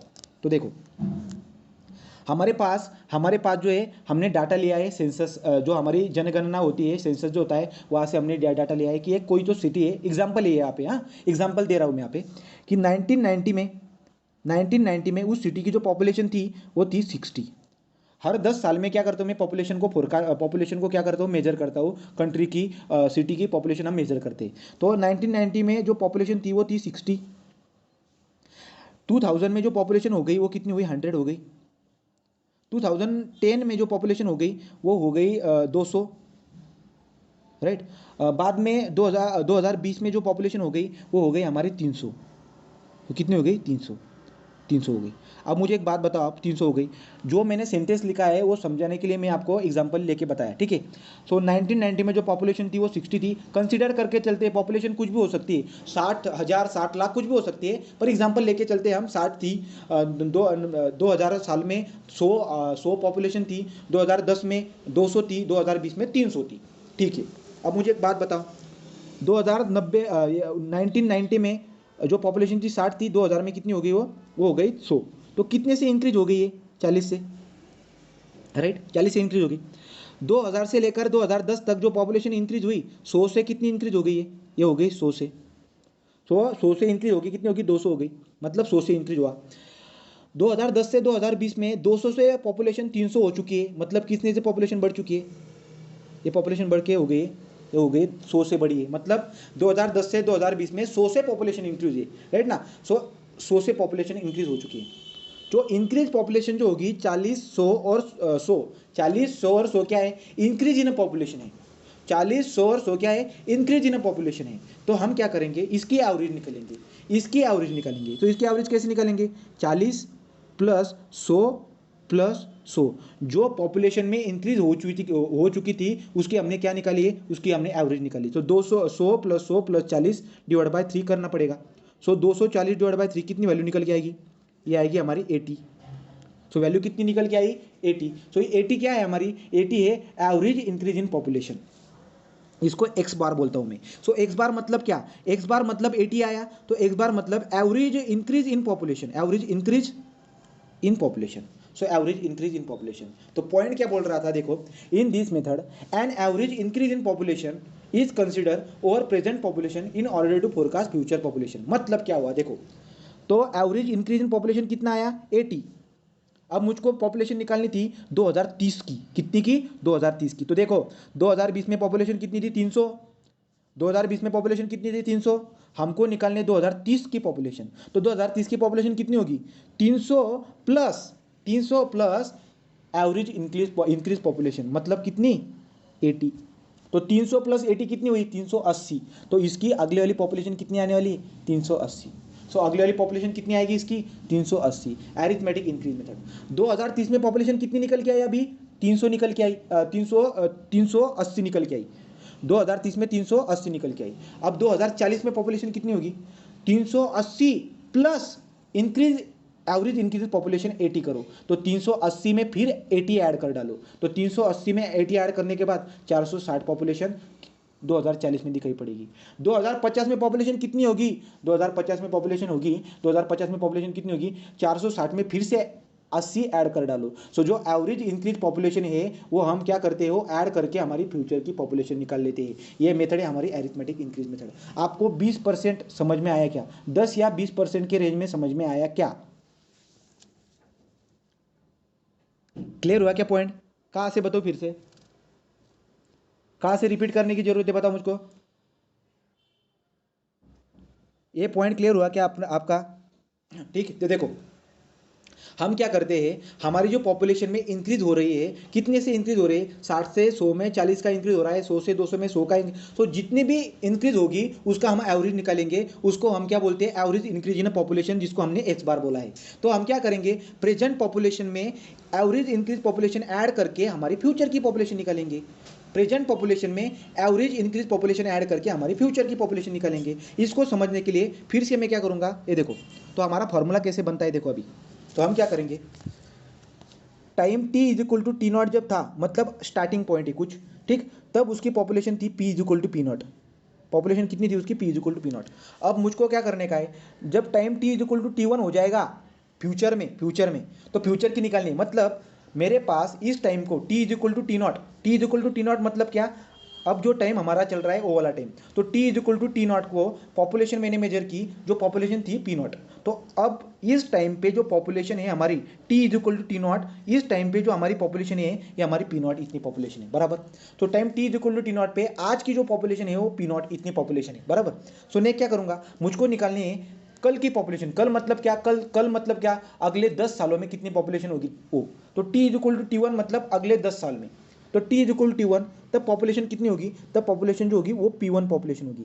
तो p1 पॉपुलेशन कैसे निकालूंगा मैं क्या करता हूँ, जो p0 पॉपुलेशन होती है उस p0 पॉपुलेशन में क्या ऐड कर डालूंगा, average increase in population that is x bar add कर डालूंगा, p0 प्लस x बार ऐड कर डालूंगा।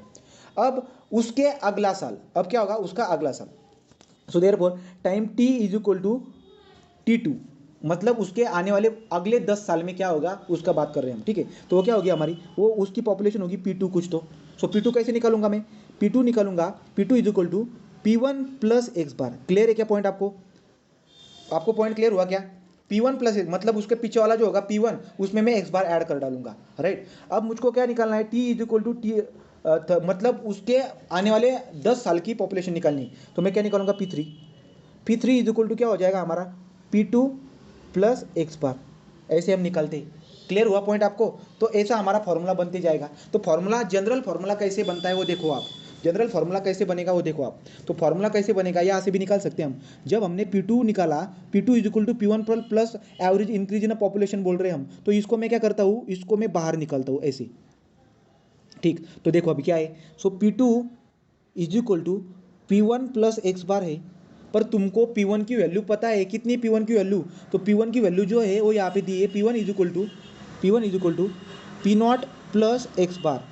ये है हमारी P1 की वैल्यू। तो P1 की वैल्यू कितनी है, P not plus x bar है, पर उसके आगे फिर से एक एक्स बार है, मतलब ये वैल्यू कितनी हो चुकी है, P not plus 2x bar, P not plus 2x बार।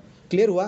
तो P2 की वैल्यू क्या निकाली मैंने, P2 is equal to P not plus 2x bar आ गई, राइट। तो ये जो फॉर्मूला आगे जाके बनेगा वो कैसे बनेगा, हमें जब nth पीरियड के बाद जब हम पॉपुलेशन निकालेंगे, जिसको हम Pn बोलेंगे, तो Pn क्या निकल के आएगा, Pn is equal to P not plus अब यहाँ पे क्या P2 लिख रहा हूँ, तो जहाँ पे P2 लिख रहा हूँ यहाँ पे भी मैं 2 लिख रहा हूँ, यहाँ पे n लिख रहा हूँ तो यहाँ पे लिखना पड़ेगा n। So therefore nx bar. ये हुआ हमारा अरिथमेटिक इंक्रीज का फॉर्मूला। So Pn is equal to P not plus N x bar. तो तुम फॉर्मूला यूज करो या तो कंसेप्ट यूज करो, पर कंसेप्ट आपको समझ में आनी चाहिए। तो ये वाली बात हुई। तो Pn is equal to P not plus N x bar. अब ये जो फॉर्मूला मैंने आपको बताया है, तो वो कैसे सॉल्व करने का, इसके लिए एग्जाम्पल लेना पड़ेगा। तो एग्जाम्पल लेके हम वो सॉल्व करेंगे। पर मुझको एक बात बताओ, यहाँ तक आपको क्लियर हुआ क्या, कि रिपीट करके बताओ, यहाँ तक क्लियर हुआ क्या? हो राइट, तो इथपर्यंत क्लिअर झालं तुम्हाला।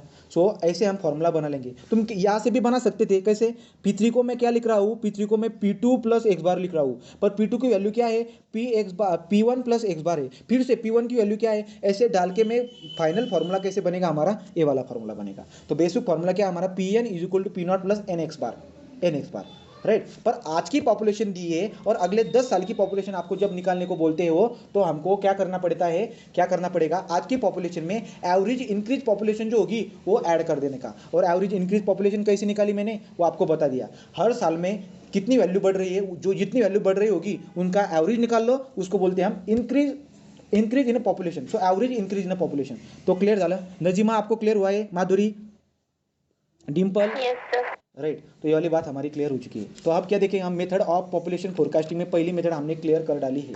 तो पहली मेथड हमारी क्लियर हो चुकी है। अगली मेथड हमारी ज्योमेट्रिकल इंक्रीज मेथड है, राइट। तो हम क्या कर रहे हैं, सैटरडे और संडे को लेक्चर ले रहे हैं, बराबर। तो मुझे क्या लग रहा है कि हर रोज हमको कम से कम आधा घंटा तो इन्वायरमेंट का पढ़ाई करना चाहिए। नहीं तो क्या होता है कि जब हम सैटरडे संडे को पढ़ाई करने को आते हैं, तो ये सब पीछे वाली बात हम सब भूल जाते हैं। तो कम से कम आधा घंटा हमको हर रोज निकालना है। मैं टाइम आपको बता दूंगा, 6:30 से 7 या 7 से 7:30, ऐसे कुछ टाइम हम डिसाइड करेंगे। 20 से लेकर 30 मिनट तक हम पढ़ाई करेंगे हर रोज, ठीक। तो ये वाला पॉइंट हमारा क्लियर हो चुका है। क्लियर होगा? So arithmetic increase method is going to be over. यहाँ पे हम रुकते हैं। पॉपुलेशन फोरकास्टिंग का पहली मेथड जो थी हमारी अरिथमेटिक इंक्रीज मेथड, वो क्लियर हो चुकी है, ठीक। तो यहाँ पे रुक जाते हैं। सो